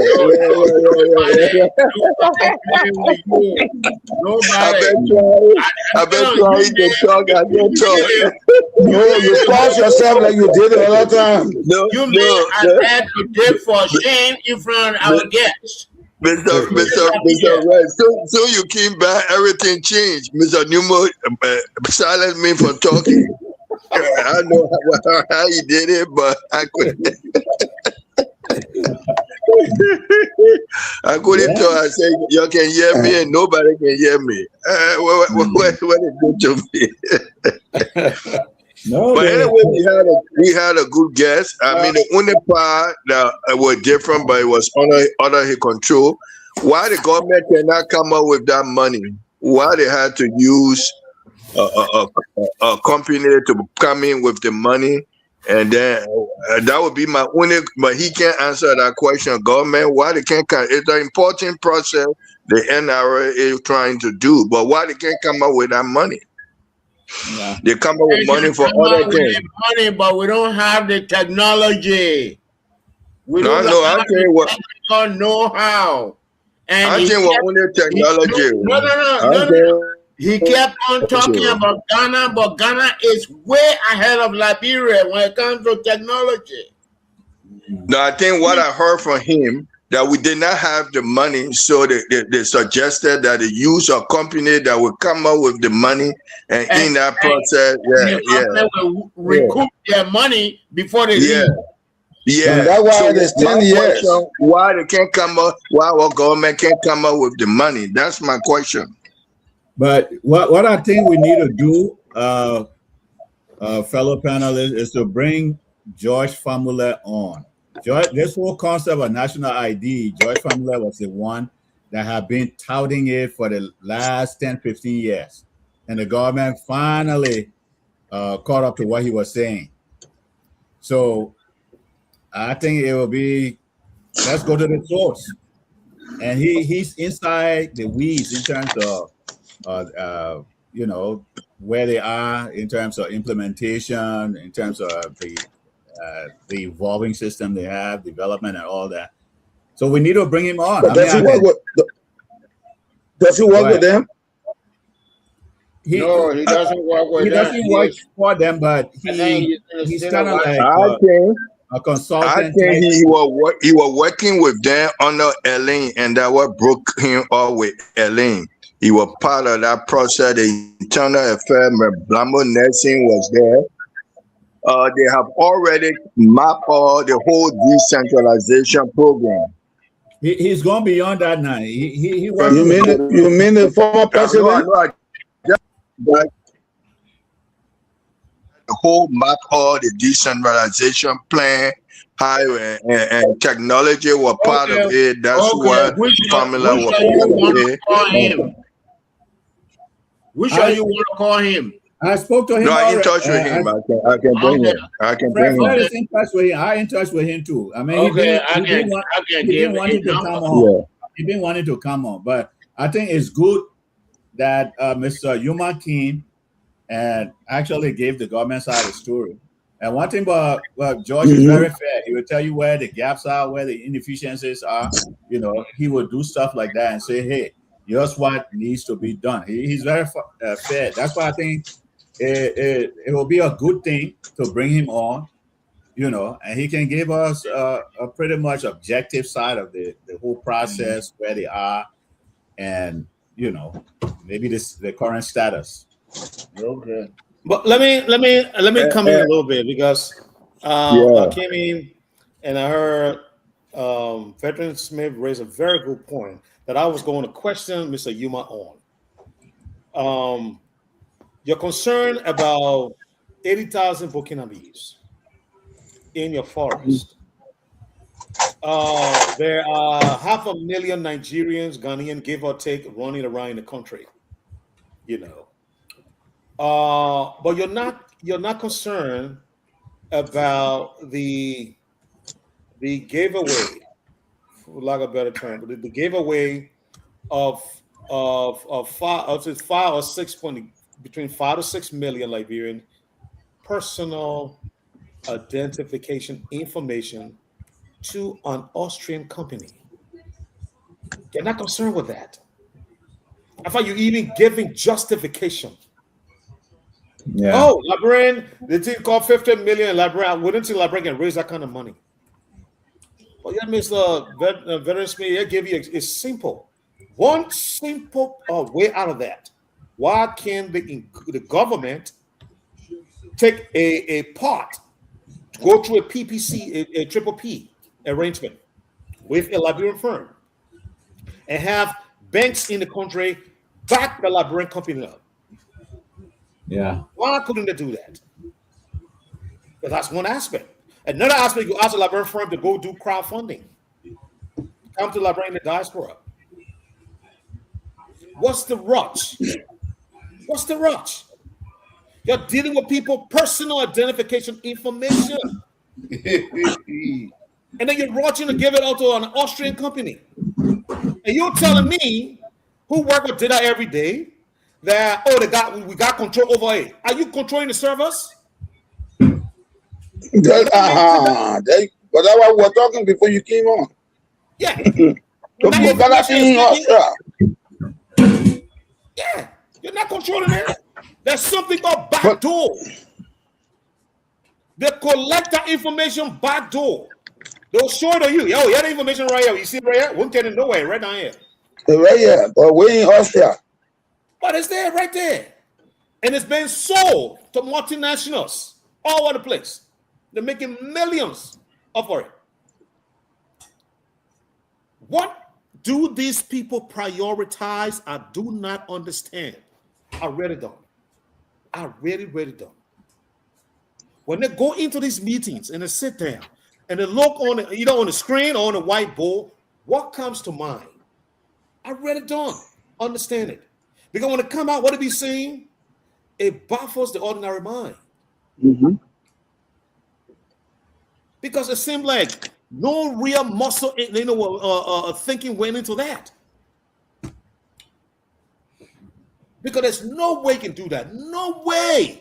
And trust me, I'll be in the back working. I will see my daughter's graduation party next weekend, so I'll move in my drinks and stuff. But I heard, Miss Cassell saying, why? Oh my God, look at me. Oh my God, look at me. Oh Lord. Well, Cassell, you said something, Mr. Cassell, and I said, yeah, I can't wait to get about it, to talk about it more. But that was the point, and I'm trying to get to it. Trust me, I'll get to it. You raised that point, and I was thinking, yes. Yeah, but the data being stored in Austria? No, I think it was something about partnership or something about. No, he said PPP, and he said that they did not find Liberians with the competency or the money. So he referred also to the PPC private partnership. There you go. And that's why they got the Austria fan. And I think it was Mr. Nubo or somebody that raised a $1 million question in the city. And then he said that the government has paid something like $800,000 already. And in the hopes of the residual amount to be paid, which would be something like $200,000 later on. But here we are. I mean, our information is just all over. Even with our No, I passport, think you know that Joe brought a question about this company. Veterans Media connection is bad. and then I was in route with a thought. I was on with a thought. And we have a problem. They did something that very Liberian. You wait till a situation reaches a crisis point, and that's when you want to react. Yeah. And you can just tell that it's something, this bias, and I think actually you were focusing on that, the bias towards Burkinabes. You got 450,000 Nigerians in the country, but you got no problem with them. You got probably 500,000 Ghanaians, and you got no problem with that. I'm sure if you check it, those Burkinabes are Muslims. I don't know. My brother. Hey, my brother. I'm just throwing out wild guess out there. You check it out, those Burkinabes are Muslims. That's the bottom line. Yeah, that's the bottom line. The average. But let me come in there. That can't be the only. Bottom line. No. I beg to differ right there. That's it. Those Joe, listen, Mr. Kasser. In how they call Burkina Faso, what the name is, I don't know the major relation, but I can tell you that the fact that all the antennas in Liberia raised and the biases now reach a crisis point, those people are Muslim. No, not because of they being Muslim. They have Catholics there too. Thomas Sankara was a Catholic. Okay. Thomas Sankara and Blaise Compaoré. I want to be educated on this thing. Tell me. Yeah, Thomas Sankara was a Catholic. Blaise Compaoré lived with Thomas Sankara parents. Okay. Up to the time that. So you think if those people were Christian, they would treat them like that? Well, let us not go to that question here. But let's look at what happened in 1990. I don't know whether you Ash was here. Most of the people that were having the marks on their faces and the turban tie were Burkina Faso. So the mind, there's something in the mind they call the engram. The engram can store information, gather your data in your computer. From the day you were born up to the day you die, it's in the engram. You come to realize sometimes you want to call my name like Mr. Ash right there just now. But then suddenly you forget about it. Then later on you get the red code. Then I was talking about Mr. Nippy. The engram will have released that information once you have the proper key, the storage key. Now, in the case of the Burkina Faso, what happened to us in 1989? The NPFL, according to irrefutable information, passed through articles. They got their front door through Burkina Faso, went to Libya, returned through the same front back at the back door after Sankara was murdered, and they came into Burkina Faso. That route took them to Abidjan. From Abidjan, they got to a place called Logatuo, and Logatuo and Biedatuo within the Man Chieftain, the Guillaume Man Chieftain area. And Saclépierre Man Chieftain. It was there that all of the training in Biedatuo, in Butuo, in Zogowe, and other areas. So those Burkina Faso citizens were present in Nima County. Liberian men cannot just look at going and just kill another Liberian man. and say, "Oh, I beg you, Mr. Ray, I beg you," and you hear that intonation, that language, and you go, "Pa pa pa pa pa pa." No, most of the killings of Liberians were done by the stranger. Mr. So the Napier, Uh, therefore recollects. Oh, you know that the same Boko boy here coming back to also. Mr. Napier, I'd like to interject. Mr. Red, Yes, Mr. sir. Red. When you left, we forgot about the public because I was thinking about that why we couldn't, because they would have brought good information on the national security portion because they've been given the red flag, and because we did not have them today to talk about this issue, and we are trying to get in touch with the senator, and still he haven't responded to three texts sent to him and talked to him on one. He waiting for the commission to come up with a report before he talked, but he gave a report interview with Spoon. So I'm ready for you to play that recording, let people hear what he said, and then we can debate on it for the rest of the meeting because it has some national implication. They respond to Spoon, so we can chew on it for the rest of the meeting. But you don't think I So should I have gave him completed my a chance. explanation? I come in. I gave him a chance to come, and he did not come, and we did not get to the public tonight. So I think the tape will be fair D for all to comment on and close tonight. Oh, man, our veterans are running the show to now. Whatever the mess that we're going to roll with. I said, the man are big man. You won't see yourself. Why you think you talking to you try to talk to Mr. Kasha and park the car on our side there? Yeah, I'm loading up the tips. So you can go ahead. We'll be discussing a while. And while you are there, I can. Mr. Kasha, that's exactly what is happening. I went to school where we're Muslim. Yeah, I went to school with Muslim, and most of my friends, but from elementary to high school, they were Muslims. I live in a Muslim community. Even when I in Lima, I live in a Muslim community. You know, I don't think it's because they are Muslim. No, but it is because they are way in the deep forest, and nobody knows what is happening in the deep forest. And the way they kept coming consecutively, you know, Mr. Don't get me wrong. There's a combination of factors, and I think the Muslim aspect is one aspect of it. Might be one of them. Why do you think Liberians in 2026 will still tell you that Mandingos are not citizens? Why?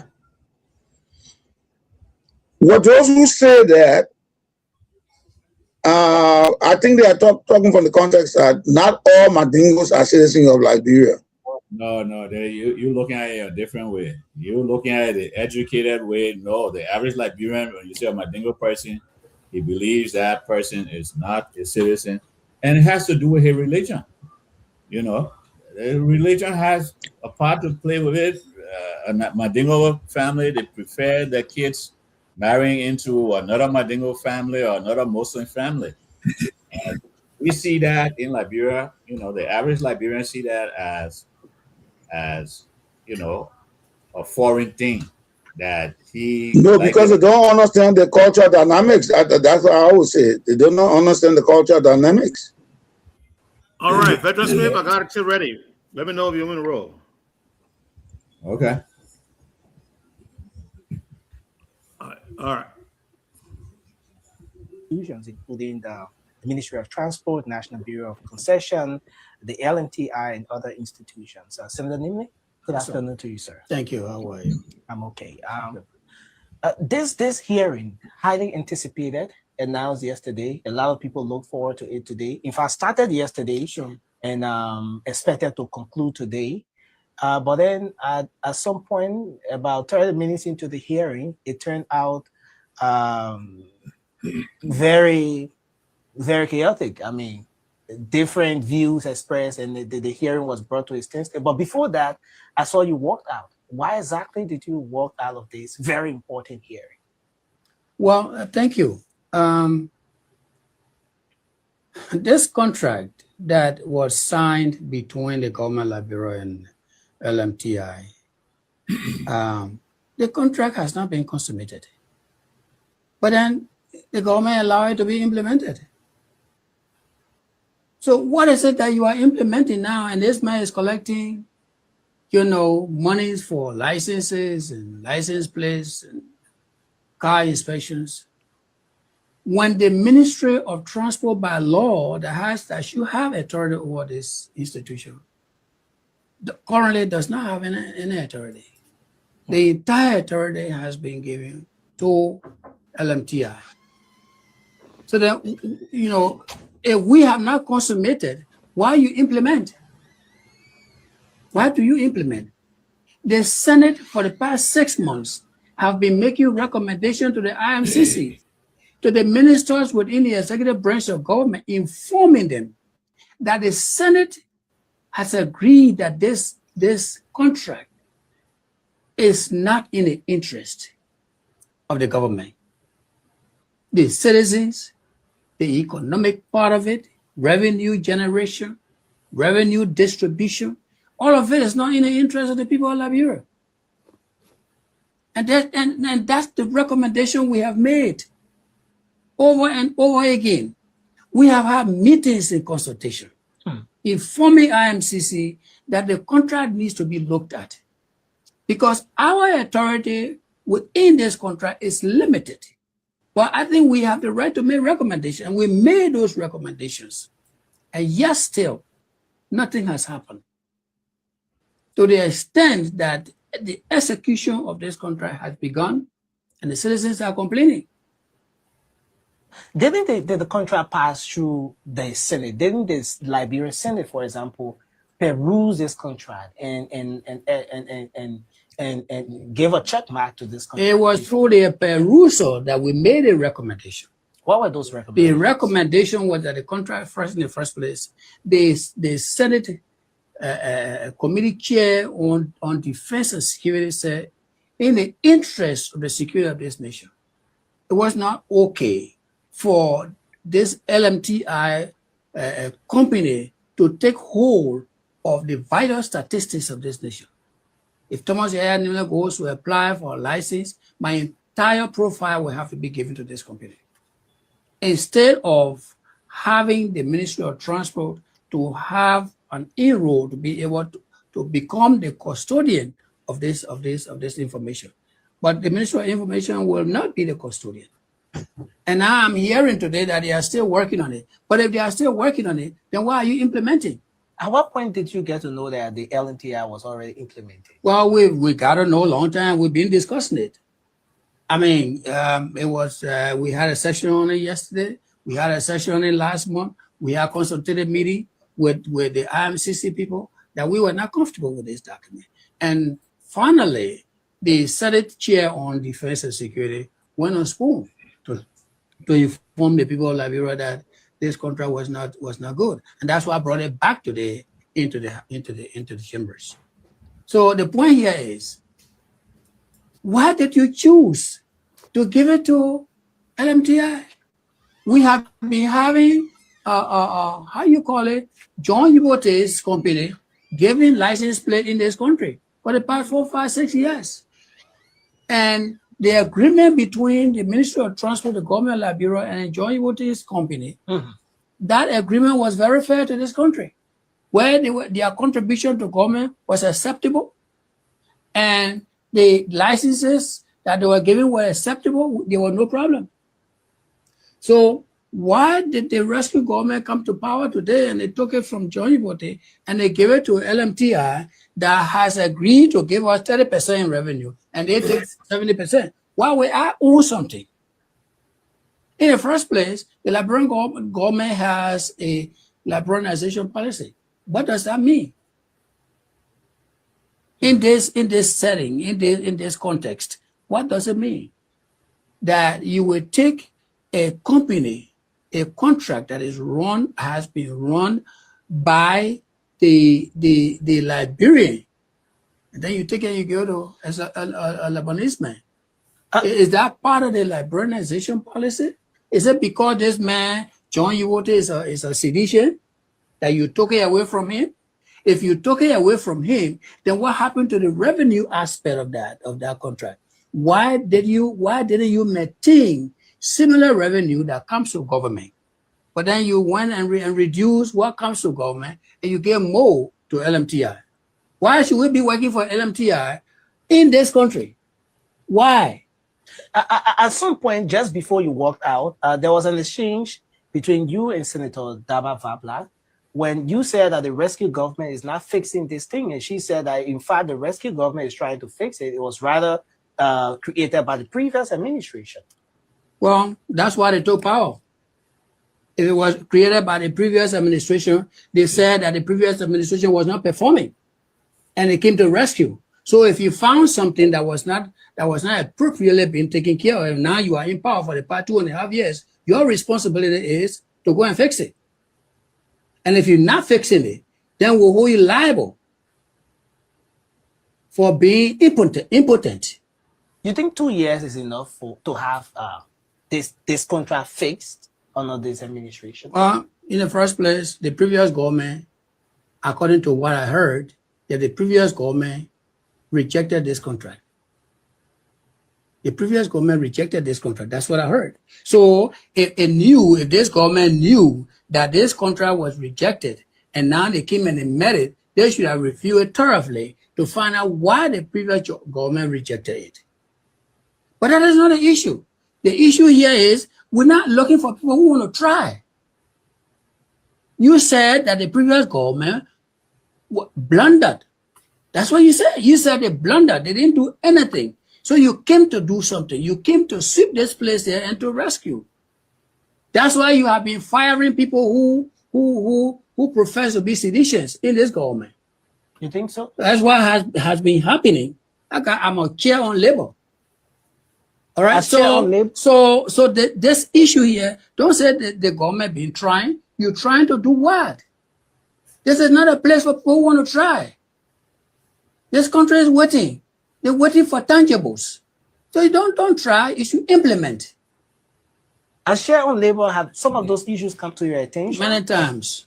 Where people were fired because of their political affiliation? Because they spoke against the president, so they got fired. Because they were confirmed, and then the president nominated them and said, you have been nominated, go and take your job. They got it and say, we saw you in CDC t-shirt the last time we were campaigning. So you fired. We have seen that. You mind to mention some of the... No, that's not the topic right now. But the topic here is LMTI and those who signed this agreement, they are not doing us a favor as a people and as a government. I'm a member of this government. I get paid by this government. I don't work for the executive. I work with the executive. And the executive has to understand that in the two branches of government, we are lawmakers. And if we find a law that has a problem, we have the right to speak about it. Now, when we speak and you don't perform and the citizens complain, then we will have to tell the citizens that we did say something about this law, that this law was not appropriate, and the law rested within the executive branch of government. And that's what we are saying right now, that the law rested, the polish of this law rested within the executive branch of government. And it has nothing to do with the Senate. What was your position on the absence of the Justice Minister today, the absence of LMTI, and that of the Ministry of Finance? That is the same arrogance that I spoke about before. It's the same arrogance that we, all of us are members of this government. Our role is to fix what is broken. And then we call you and we say, oh, I saw something the last time, and now I'm asking you to please come, let's fix it. And you saying that I'm a troublesome person, I keep calling you every day, you're not going to show up, then that's the arrogance, because there's nothing we can do about it in this executive branch. It is not our apartment, so we can't forcibly enter there. and they know that we can't forcibly enter into this apartment, so they close the door. They just close the door on us. But we want to let the people know that the door you closed on the Liberian people. And you know what? We're coming for you 2029. Coming for? Thank you. Wow. Elections. 2029. I'm not saying I'm going to do anything. My voting card is going to ensure that what you are doing today, it is wrong. And if you continue to do it, then we'll vote against you. That is the issue. All of us here, the people got the citizens out there got voting card waiting. That's our new weapon. So if you're not performing, we'll use the voting card and bring in the next person. But the LMTR thing is just one aspect of the many issues that the government is working on. Well, that is true. That is true. You haven't had a wife before who said because you didn't buy her July 26th clothes, so she packed her tea and leave. With all the other things you have done for her. But because she not get July 26th clothes, she had never packed her tea before to leave. So it is the public that will make that decision. It's not me. Thank you, Senator. But just before I go, finally, how is this Burkina Beast issue in your county? Is it resolved now? Burkina Beast issue is not going to be resolved. The people are here. They cannot do business. And all we have to do is to ensure that they behave and follow the law. So we are working along with immigration for those who have come and they want to stay, so that immigration, now that they have been enumerated, so that they can be given resident permit. I think I spoke with the immigration officer yesterday. We had an appointment. Unfortunately, I think he had a meeting, so he didn't show up. So that we can go ahead and start sensitizing the Burkina Faso, letting them know that immigration officers are not people to be afraid of, that we need to work together so that they can apply for their resident permits and thereafter go and apply for work permit. But I think some of them are leaving, from what I heard 2 days ago, because somebody is giving them information that they're only working for food. So they said they didn't come to work for food, they came to stay. But if the public is insisting that they came to work for food, then they will be leaving. So I heard yesterday that a lot of them have left. I got a message from a group of them that told me that the people said they came to work for food, and so they want clarity from my office. So hopefully within the next week or so, I will be going there to give them clarity. They are not here to work for food. They are here based on the agreement between them and their stranger father, the people who are the farmers. They said 60-40. If that's 60-40, they're working for 40% of the cocoa is for the citizens, and 60% of the cocoa is for the Burkina Faso, because they are the one that is performing 100% of the labor force. Approximately how many thousand Burkina Faso? We don't know. The immigration gave us a report the last time. They said 60,000 in Grand Juda. That's the report that immigration gave us. But now we are hearing that a large group of them are returning. So we'll wait for 1 or 2 more months. Then maybe we'll ask the Ministry of Labor and immigration to go back there and do another remuneration. And in that process, they can do the educational process. Is their presence posing any threat to stability? Not really. Not really. It's not posing stability. I think the problem that it is having is that it's creating friction within the interfamily relationship in the communities. Some of the family members want to confiscate more of the farmland from their brother or from their sister, and that's the confusion. But for them, it's not a problem. Just the final one.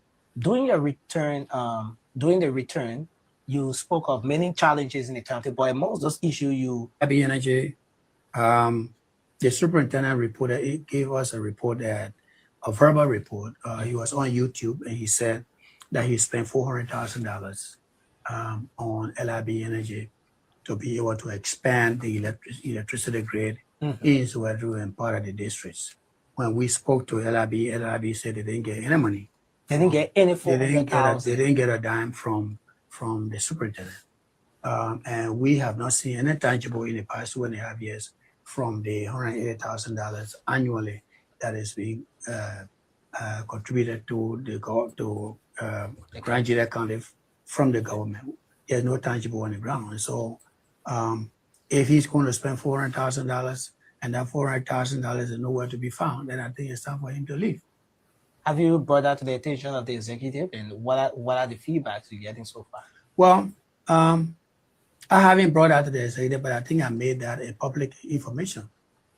And so we now that the Ministry of Internal Affairs has now been renamed Ministry of Local Government, the superintendents and others will be reappointed. And once that gets to us, then we'll go into it. Anything you want to say finally? No, I'm okay. Thank you very much. Thank you very much. Thank you. Well, pleasant good afternoon to all of you across the world. Thanks for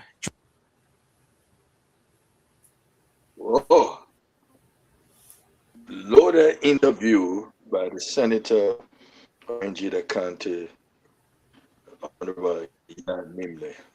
Panelists, how can we digest all what you have heard from the Senator?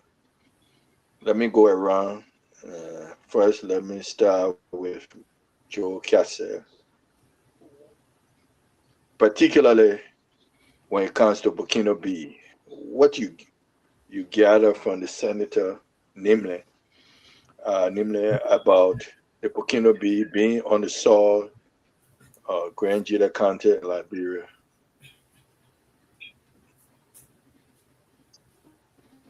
Joe, unmute yourself. Okay. Mr. Nimley, Honorable Christopher Nippe. You see any national security concern, what you heard from the senator, or you feel more that they are here for business? Well, the senator is an honorable man. I'm hearing myself. Please put your mouth up. The senator is an honorable man. Somebody has his mic on. Please mute yourself. When your turn comes, you will talk. Mute.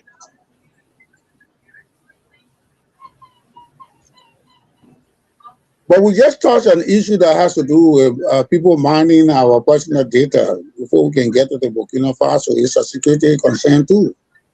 So let's look at the whole thing that the senator has spoken about holistically. Let us now cherry pick, because the cherry pick will not be as beneficiary as talking the whole matter. He talked about the Senate chair.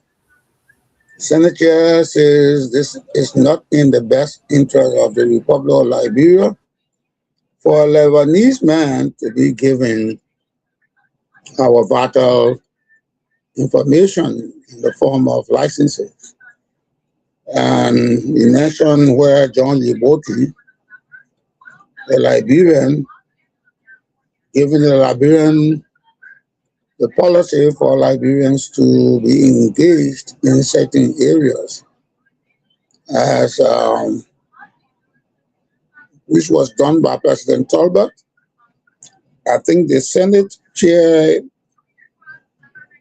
for Defense and National Security is of that opinion that the LMTR, which is owned by Lebanese national, will not be the one to do the licensing. And the negotiation was not concluded. There are no term of references. The contract was not concluded. So his apprehension, his fear there is valid. That in the wake of the document not being fully consummated, why should you give the contract to a Lebanese? And they have brought that matter to IMCC. There's no contract, so he sees no reason, and it's not going to benefit the people of Liberia. His concern, and he laid emphasis on the benefit that is accrued to the people of Liberia. If the people are not benefiting And the Lebanese man is dancing around, spinning around, taking Liberian people information. As I was made to understand, he's not doing the kind of licenses that we had on our vehicle, but rather wood or plant. And the benefit to Liberia is paramount than the investment of the Lebanese people. The benefit. Now just hear the senator here. How can you have your house? The stranger is taking 70% of your house. It's a 10-room house. The stranger is taking 7 of the 10 rooms, and you just taking 3. Does it benefit you, the lessor, or it benefit the lessee? So I think he comes. The chairman comes with a lot of sense, logic, that if it is not in the interest of Liberia, who owns the project, then why should the Lebanese man walk away with 70%? And then he speaks about Yobote. Yobote was the one that was printing these licenses, a Liberian. No matter whatever he did, the money will be right in Liberia.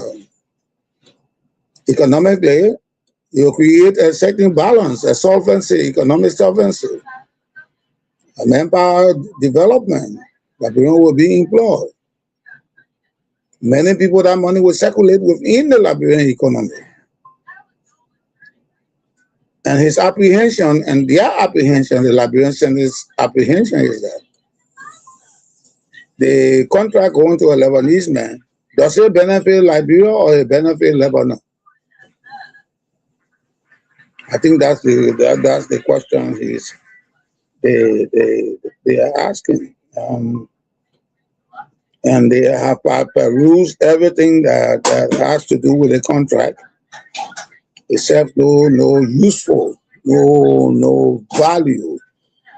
It is not something that goes with a premium for the Republic of Liberia.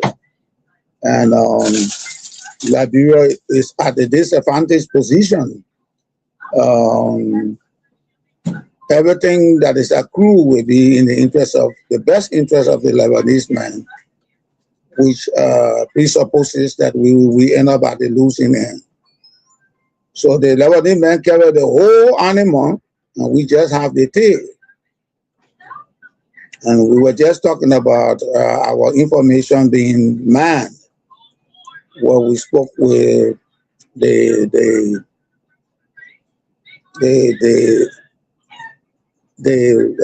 record national ID card deputy director, just on an hour. And we're talking about the Austrian money, our data. That is the same apprehension that the senator or the chairman of the Senate is talking. And so Senator Neiman seems to be buttressing what his chairman and the Liberian Senate is saying in unison. We cannot disinvest ourselves. We cannot give ourselves the tail of the cow. We should not, we must not be at a disadvantaged position. Why? An expatriate benefits from what we should benefit from. In other words, I think the Liberianization policy needs to have some muscle and teeth. Absolutely. Expand on the No, our thoughts are in transition, Mr. Smith. Give us a chance.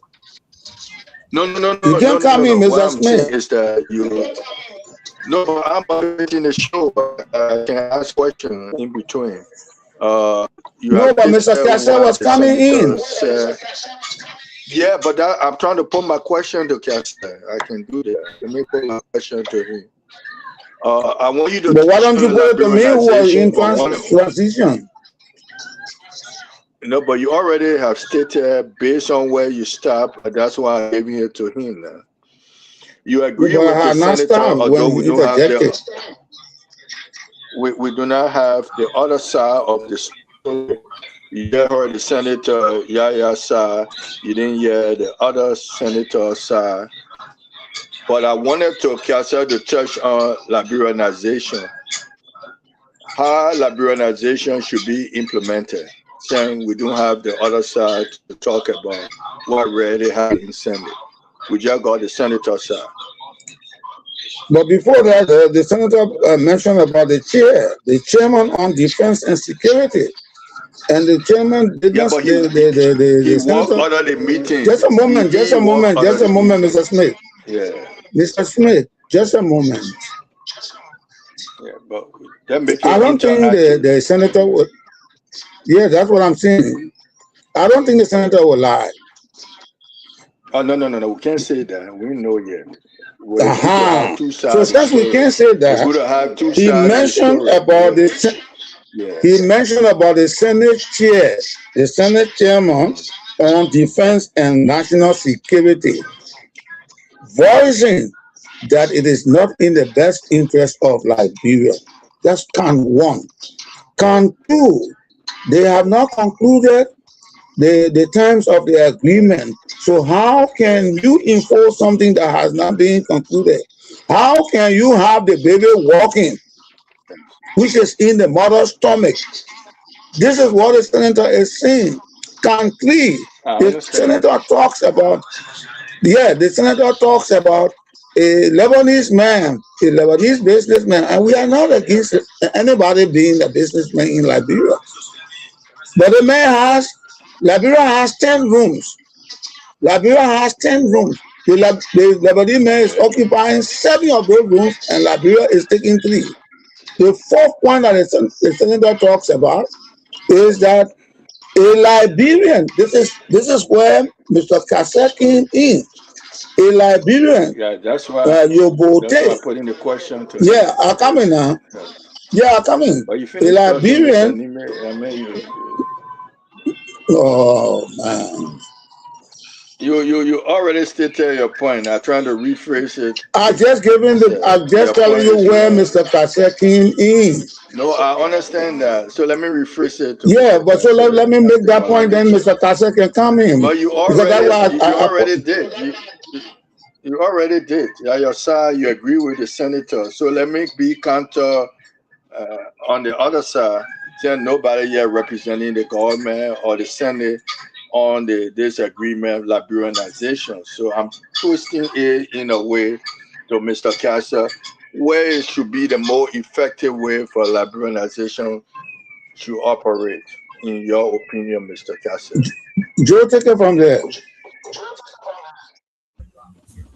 What I was saying, basically, well, to answer your question, Fred, we've been having this conversation since the Liberianization policy was crafted. I think it was crafted by President Talbot, probably 50 plus years ago, to serve as an incentive for Liberians to go into the private sector. Um, what I see, just hold on a second, let me just try this other thing. And what I was saying basically, you were asking me how this whole process should be. How Liberianization should be uh, processed Implemented. or implemented. Yeah. Well, Yeah. first thing, let me let you in on a little thing that I had in mind. Working on it is to set up a Liberianization portal, and that portal it will enable Liberians, whether you're in the private sector or not, if you want to go into the private sector, you will see all the set asides for us. Okay.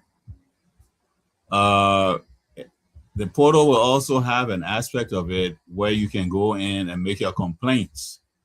If you see somebody selling cement and they're not, the Chinese or the Indian or Liberians, and there's no, and you also notice that there's no Liberian part of that enterprise, the cement selling or the pharmaceutical and pharmacy enterprise. Those are all set aside for Liberians. I mean, a foreigner can come in, but he can come in as a partner to a Liberian. And if you see that visibly there's no Liberian part of that operation, you go on the portal and you make that complaint. And there will be a place on that portal for the government to see those complaints and stuff. That's one way of doing it. Because in fact, education has to be mission critical. Most Liberians don't even know that the Liberianization policy exists. Those that know that it exists, they know very little about it, about what they set aside that, that are for Liberians only. So the main problem we got in Liberia now with regards to Liberianization is these people that are fronting, Liberians that are fronting for foreigners. So if you go into Liberia now, you go into a pharmaceutical, a pharmacy, you want to buy something, you see an Indian man behind there or a Nigerian. Okay? That one of the set aside. Liberians supposed to be part of that operation. But if you challenge that man, he will tell you, oh, but you're my Liberian partner, then he will just bring somebody that he are giving some little money to on the side to serve as a partner. So, I mean, we got to be serious about it if we want to grow as a country. And that's pretty much what I was saying. There's so many areas that, we're pretty much taking for granted that the Liberianization policy doesn't have any muscle to it, no teeth. There's no punitive measures taken if somebody, violated. Those are the sort of things that, maybe I'll come and say Congress again. Our legislative branch, they need to be part of this thing. Come up with something stronger. In terms of those who violated, Liberian court fronting. Okay, there's a penalty. We'll fine you or you go to jail for a while. Once you do that, you see Liberianization policy. It will start to, it will make a big difference in terms of the private sector. That's what I got to say. So, how about let me go to you. I think, Joe, you were saying you in a business, and I will ask Honorable Napier a different question. You into business, funding. If we don't set aside funding for Liberians who would like to take advantage of Liberianization program, how you expect Liberians to do it? You asking me? Let me say something. If a Liberian is serious about getting into business in the country, there are so many avenues for funding that he can tap into.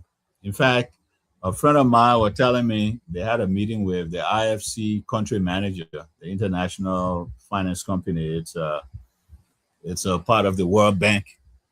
And the guy was frustrated. He was frustrated. They've got all these, they got all this money that they want to spend in Liberia, but Liberians are not taking advantage of it. He told my friend, he said, look, we just gave $20 million to a guy to set up a bottle factory. He said, there's so many areas that Liberians, you come up with a business plan, a serious business plan, you do your presentation, and we're looking for business that will generate jobs for Liberians. That's the whole concept of it. Where we generate jobs for Liberians, and on this other side, it will be environmentally friendly. He said, but Liberians not doing that. You know, all they know is, oh, I'm going to the bank, and the bank said no money, and then no. And the government has to come in also. And here's how the government come in. If you in the United States, majority of the people in the United States, everybody from you know, probably live in the United States. Majority of the people in the United States work for the private sector, right? We just heard today the United States minted its first $1 trillion year. What his name? Elon Musk, or whatever his name is. So the private sector, that's what drives progress, development, and that's the engine of growth in any society, in any country. So what the government needs to do, if you see a business, a Liberian business that look like it has some potential, you can come in and even, you know, you can buy your way into that business. That's one way of doing it. Or go to the various banks and stand as a guarantor for that business. Say, look, we've done our diagnostics on this business. This business seems like it's going somewhere. It's a very scalable business, and we can get our money back. And we want to stand as a guarantor. If you gave them $10 million to scale, we'll ensure that they will be able to give you your money back with interest. And you heard in 2008, 2009, you heard the phrase "too big to fail," right? With Obama, we all heard that phrase "too big to fail," where there were certain public and private companies, and the U.S. government said, "Look, although there's a collapse in the economy, but we're not allowing these companies to fail. We will infuse them with cash." And that's what they did. And what happened to the companies? They gave money to Ford Motors, they gave money to other companies. In less than a year, those companies paid the government back its money with interest. So, you know, we got to have people within our government that come with that innovative way of thinking, you know. And, you know, Liberia, we got all those. I mean, we've got an embarrassment of riches. Let's face it. In Liberia, natural resources everywhere. And we still analyzing, oh, well, we got to go see development partners. Come on now. And I land. So, Nippy, go ahead.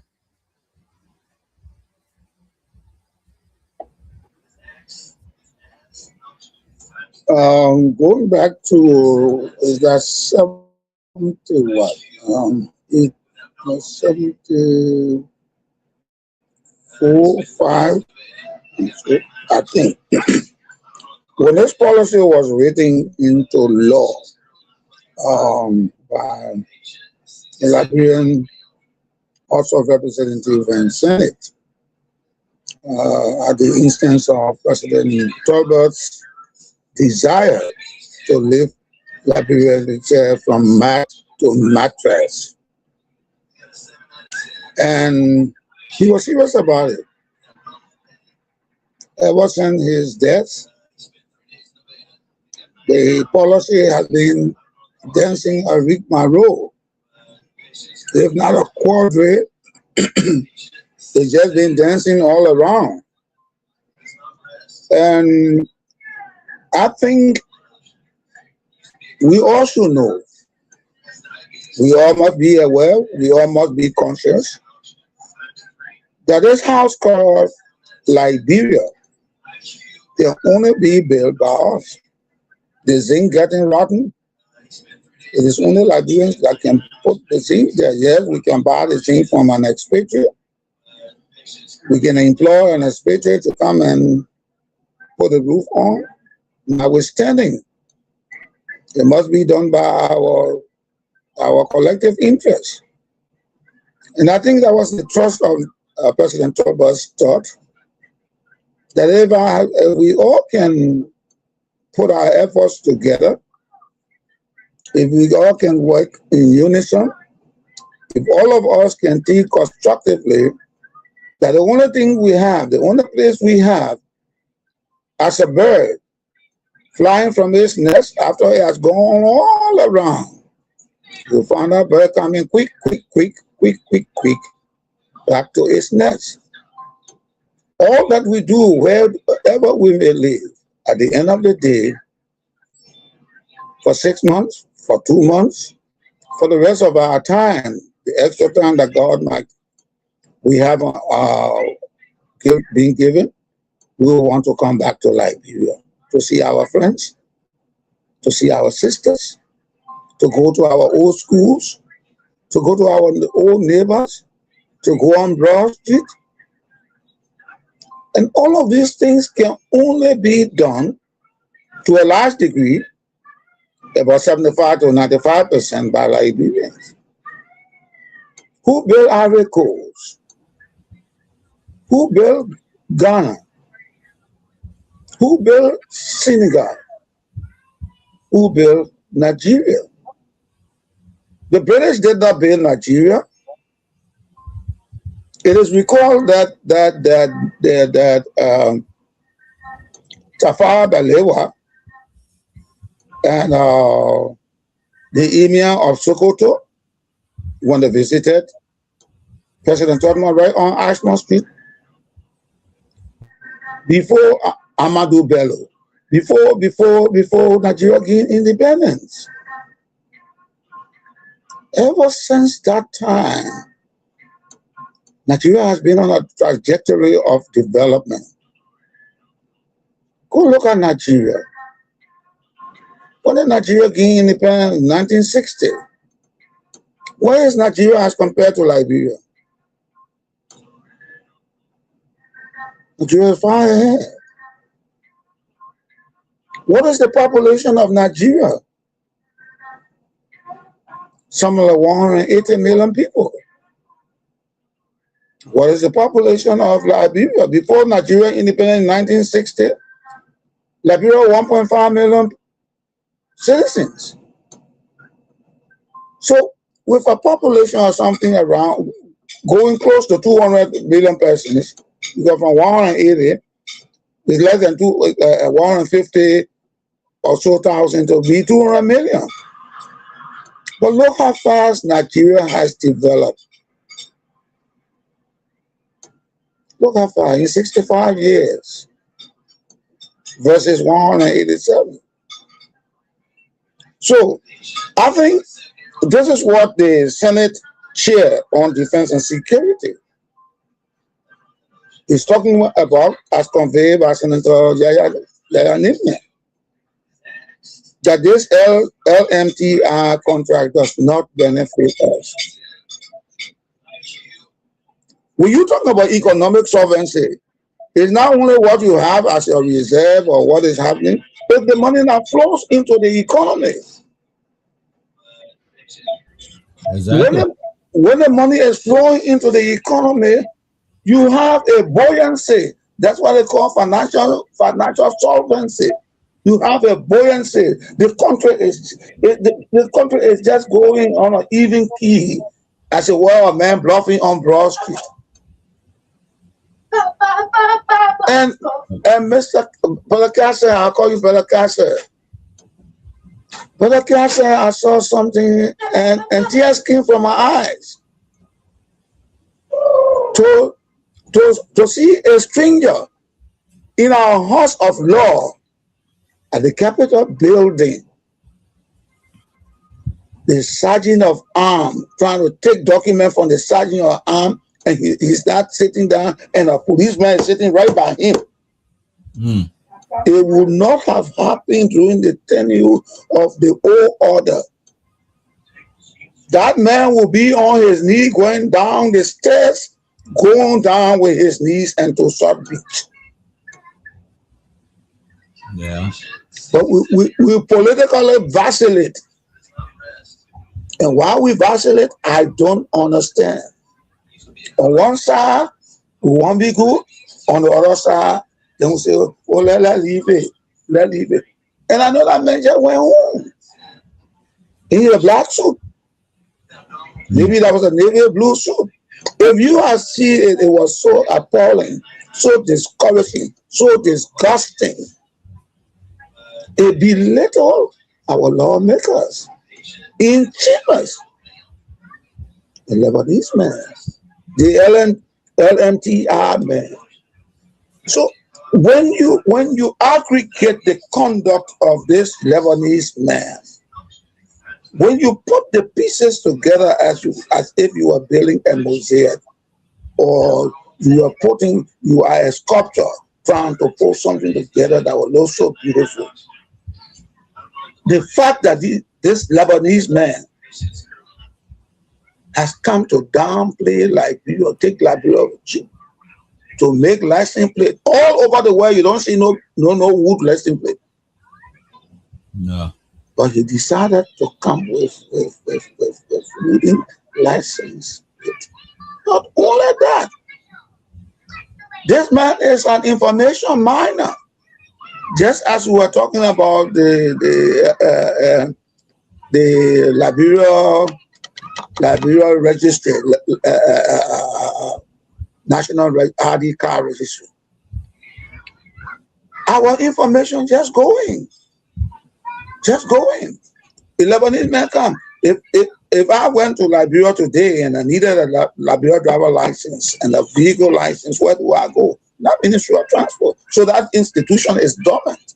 It is a statutory institution. Yeah.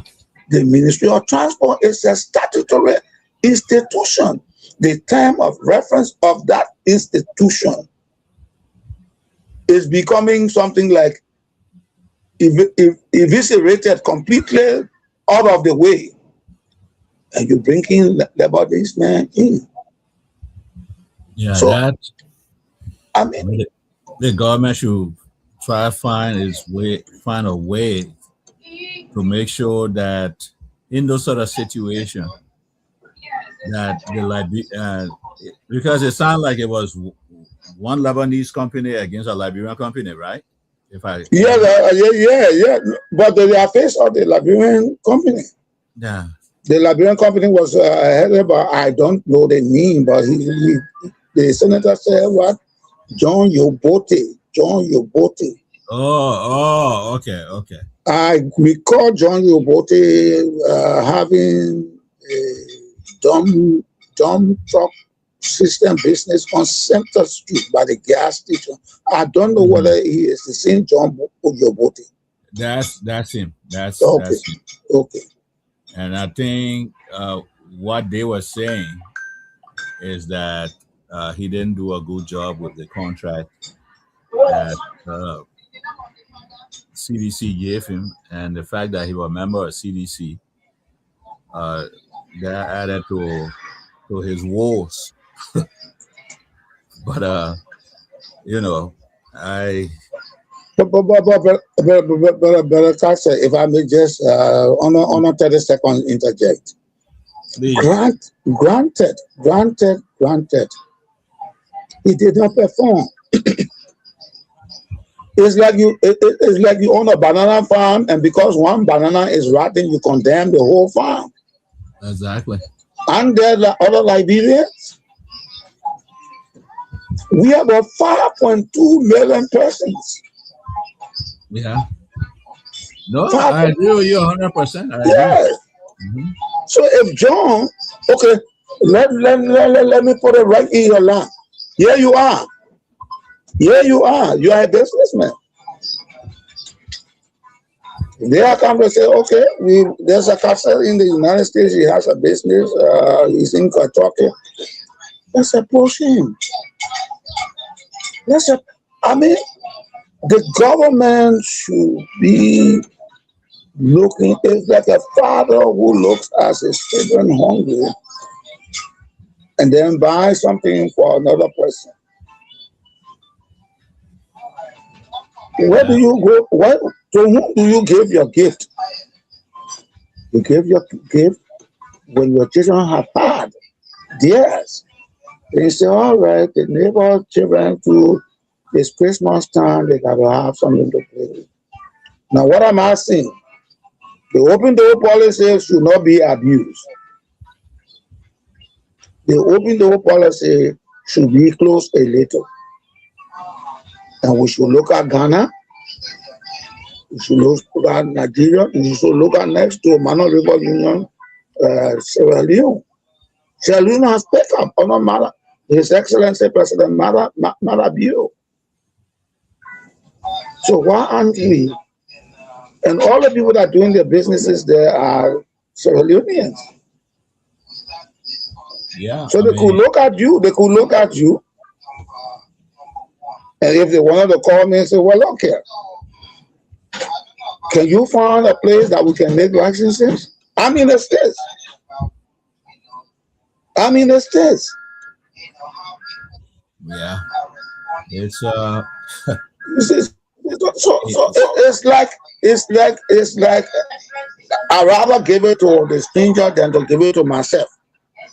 Because when you take the project from a Liberian and you give it to an expatriate, it's like you're taking it from yourself and giving it to the stranger. At the end of the day, what has happened? The money that's going to bounce back to you goes out of the window and flies out.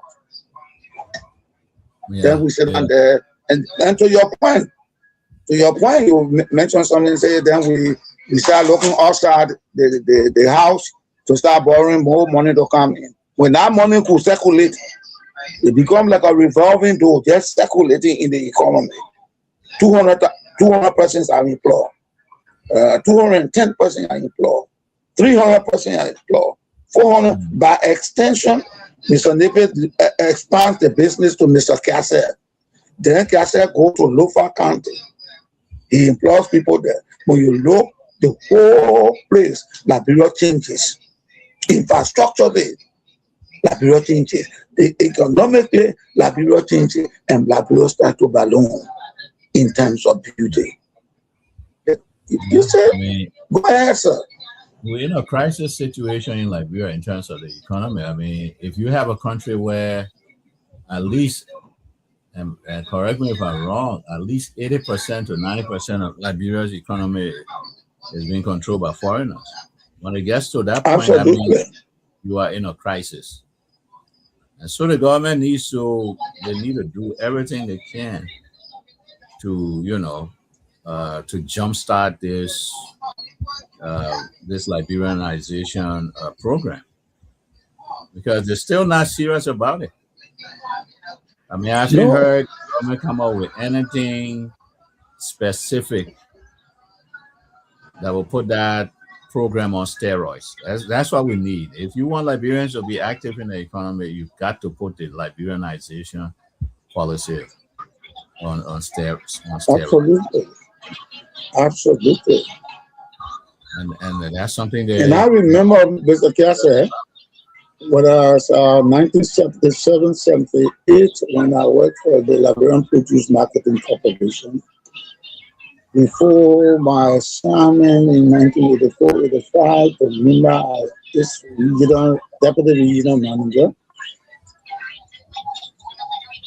I mean, the company thrived. Economically, the company was the most vibrant, even though they had LPRC, but the most vibrant Liberian corporation. But if you were to ask me now, is the Liberian Produce Marketing Corporation working? Is the Liberia Cocoa Coffee Corporation, LCCC, working? Because when I came down during the war, I was there as assistant manager for administration. The answers for those two questions will be no. Now, then you ask me, but what has happened to LPMC? Liberia. Now listen to the acronym. Listen to the acronym. Liberia Produce Marketing Company. Liberia, the Republic of Liberia. All a farms produce pepper, piasawa, plum, cocoa, coffee, marketing, selling. Because some people now understand and say, well, we mean by marketing, selling company. It is now in the hands of a Lebanese merchant. PMC. Yes, sir.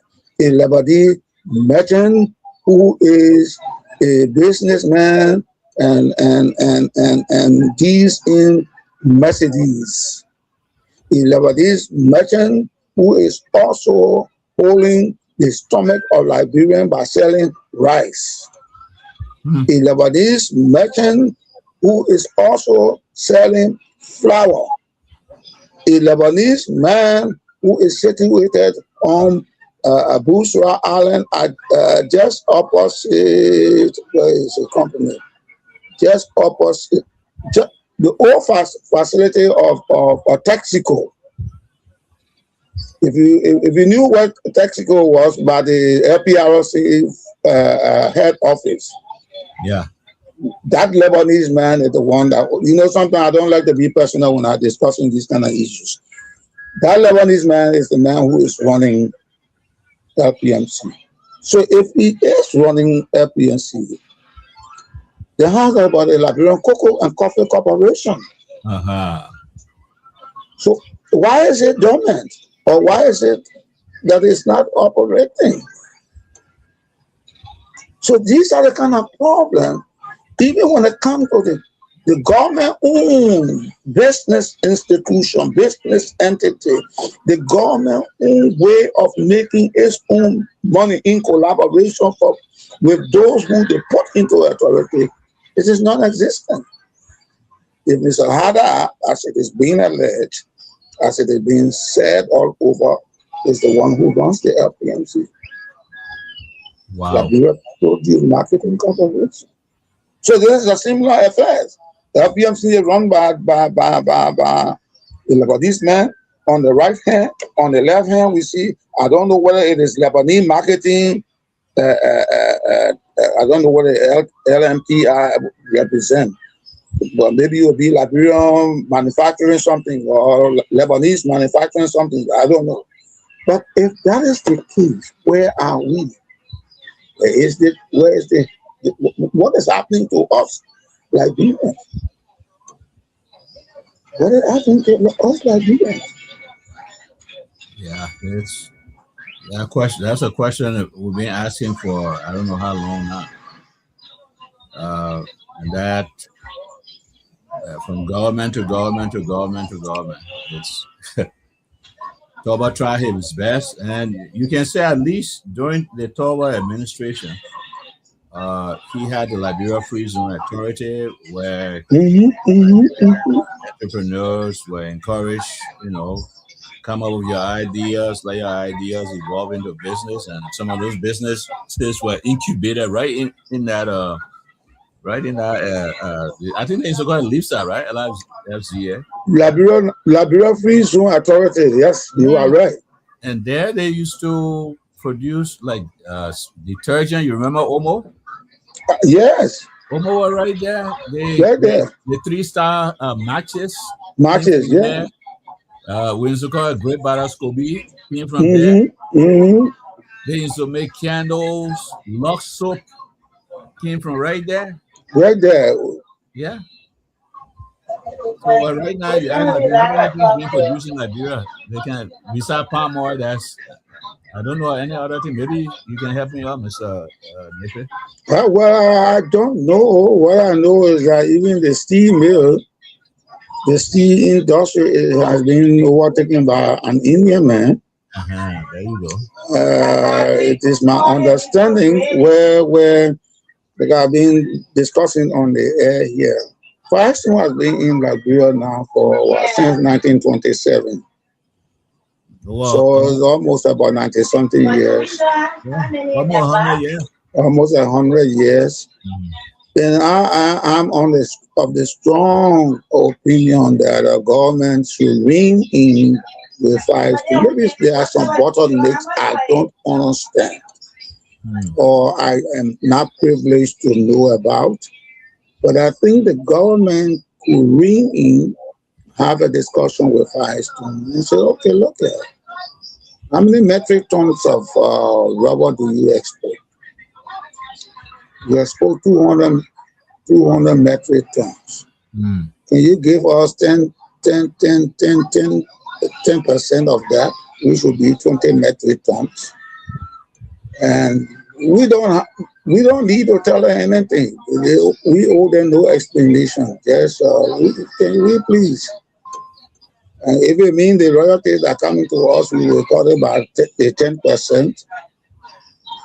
We need that, and then we can start going to reimburse plastic material. Right. Culinary activities, plastic culinary activities, like the bowls and things that we buy at dollar stores. Right. We could do those things. We could go into plastic ring code, add value, commercial value to our own things, Yeah. such that the manual labor union will boom. People will be coming from Sierra Leone and say, oh, you know that them brother, then Liberia, then they make Rimbuzo, they make Rinkoto. Maybe we go down there with Manual River Union, the price will be small. And they come, and they will be taking it there because we supposed to have a common understanding in terms of the tariff. You see, and goods and services can cross our border. While I'm going to Sierra Leone, Mr. Kassa is coming to Liberia. I mean, and then it makes the regional organization stronger. But we don't want to ask for a stone. We don't want to ask for a stone. Here's another thing. It's not hard to make it timber. We have Lovua, we have mahogany, we have different wood species. Call Liberians together. You want to open a manufacturing plant to make cabinet? Yes, I want to do it. Assemble our carpenters. We got some good carpenters in Liberia there. Oh yeah. Very good. Very good. And they start making this thing, and we start exporting. I mean, something that will make our country, economically viable, and then cut down on all of these various borrowings that we do. Of course, we understand there can be budget shortfall. There can be certain goodwill coming from people free, say, well, we're giving Liberia 200 million. Those things we're not talking about them. The IMF project, for instance, IMF gave us $20 million and they tie off with 30% over the next 20 years. So it means if IMF is giving us $200 million and over the next 30 years or 20 years, we have to refund that with interest, it presupposes that if President Kassa was president, in the late 12 years, we served it 2 times. We still got 8 more years to go, and we'll still be paying that money. If you've got 30 years, then we have about almost 18 more years to go. But there is an urgent need. If we were to consider adding value to our resources, I think we can just jump up and Liberia will be a paradise to look at. Yeah, I mean, in terms of export, the Chinese have given us 100% free tariff. The U.S. government gave us AGOA. I know that. I work on AGOA. I work on the AGOA. Africa Opportunity and the Africa Growth and Opportunity something. But yeah. So those are, we already got a template to work off, in terms of, like you mentioned, adding commercial value to, what is being extracted, whether that rubber, whether the iron ore, but the Indian man feeling capturing the iron ore aspect of it. What his name is I do the man. The man had a shop. Yeah, he shop. Jetty. Okay, Mr. Jetty. Yeah, he had a small shop by Mother Duke Church or store.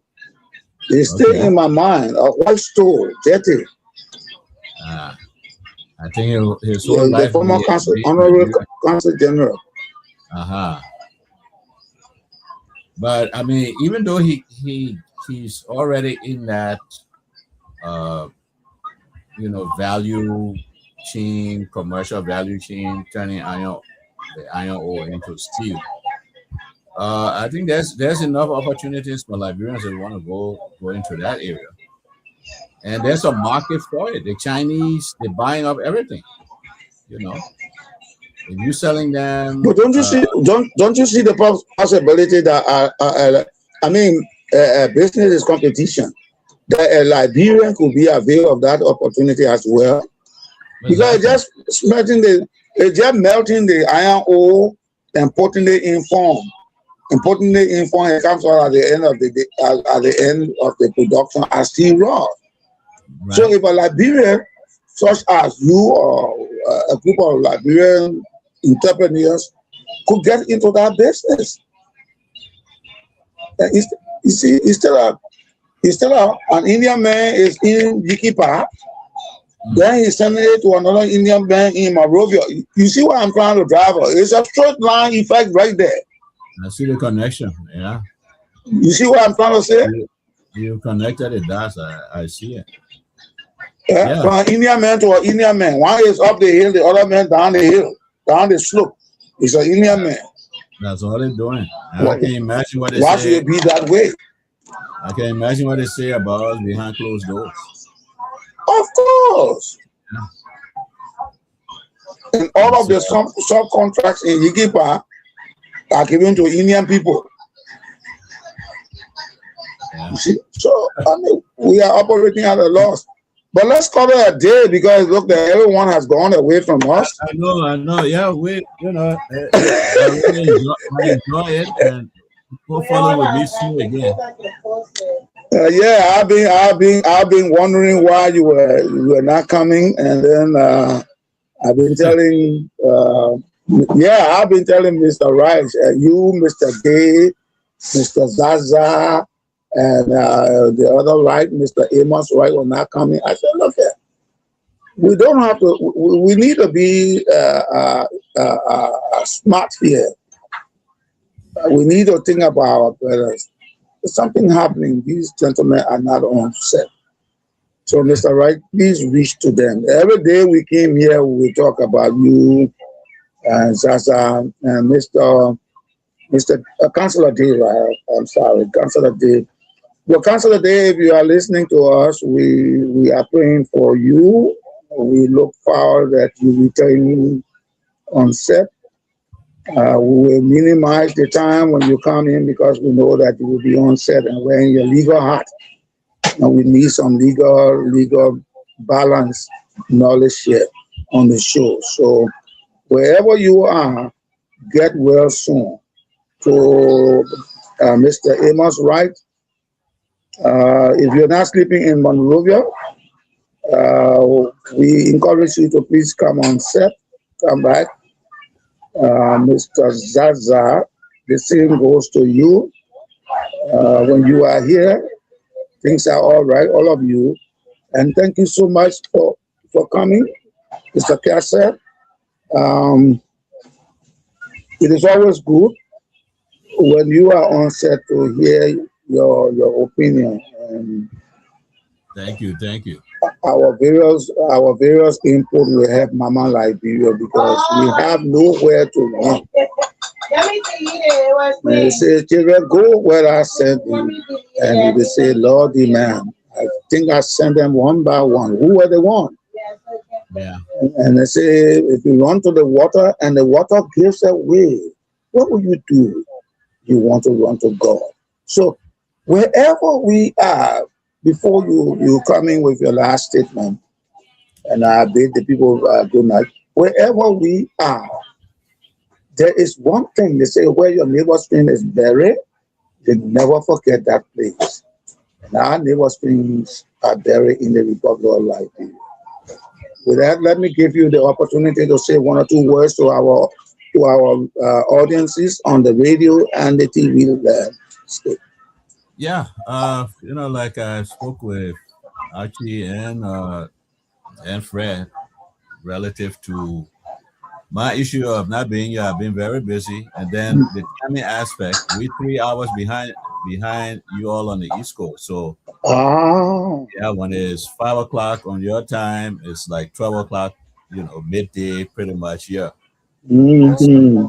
and I work for a living, and so happy I work for myself. So uh, that's one aspect. But anytime and then lately, the former president, she's pretty close to my wife, so I had to pretty much play the part of a chauffeur. Going back since Councilor Bernard died, he was a family friend, so Mm-hmm. going back and forth, 45-minute drive, pretty much every day or every other day. Mm. I really enjoy coming on this program, and I think this program it has a bright future, Mm-hmm. because we've got thought leaders like you, Mr. Nippy, and other people will come on. And I enjoy the program today. Mm-hmm. And Mr. Yuma did a pretty good job explaining. Mm-hmm. I'll be looking forward to joining you all pretty soon. Well, if you be kind to convey my profound condolences to Her Excellency. She heard you that day. Oh, really? She was. I sent actually the picture. She was listening. I took a picture because I put the program, the podcast on the big screen, and she was watching on the big screen. Oh, really? And you spoke directly to her. Yeah, and she listened to it. She said, "Oh, okay." And she knows you. She knows you very well from what she was telling us. So. Oh, yeah, she knows me from 1997. We've been on the road. Yeah, she knows you. And Uncle Jeff, I used to call him Uncle Jeff. That was my man. Yeah. And he was such a good man to work with. I've always had the honor to meeting with him when the RB Bank was on Broad Street. Okay. When I got there, and the people, I said, just carry my name. And when they took my name to him, he would come running. Oh, where you coming from? When you came here? I said, I came. I came to salute you, sir. I cut his call and say, come on, let's walk back in there. And we'll go right in there. We just talk. Yeah. So I want to convey to you. I mean, though you heard that, but when it is being verbalized by someone very close to her, that I regret the loss. Okay. But my heart is spinning because when I look back, my interaction with Uncle Jeff, I almost cry, but they say man can say all. Yeah. So please tell her sorry, she and her Martinet. Okay. Convey my profound condolences to them. Will do. With that, I want to say thank you so much. Okay. And you have a wonderful day night to you and your family. And we look forward to seeing you on set. Okay. Have a great weekend. My pleasure, sir. Thank you so much. Bye. To you, our television and radio audiences, we want to say thank you so much. Every evening we are on these sets because of you. Because you matter. Because Liberia matter. It is important for us to talk about our country, talk about the good, bad, and ugly side of things. And we are happy that there are some people looking at the points that we are making. We are also happy that government is listening. And as it was brought to our attention, the former President of the Republic of Liberia, Her Excellency Ellen Johnson Sirleaf, was so pleased to have watched her on set. So this is about the Republic of Liberia and nothing else. Our conversation will be very, very mindful. We hope not to get out of the bearings that we need to be positive. And so we want to thank you, all of you, Mr. Wright, Mr. Archie Wright, Mr. Amos Wright, Mr. George Nuvo, the veteran himself, Mr. Zaza, and Councillor Day, wherever you are, we wish you speedy recovery. And to Alex and Chris, and to the manager, Mr. Kruma.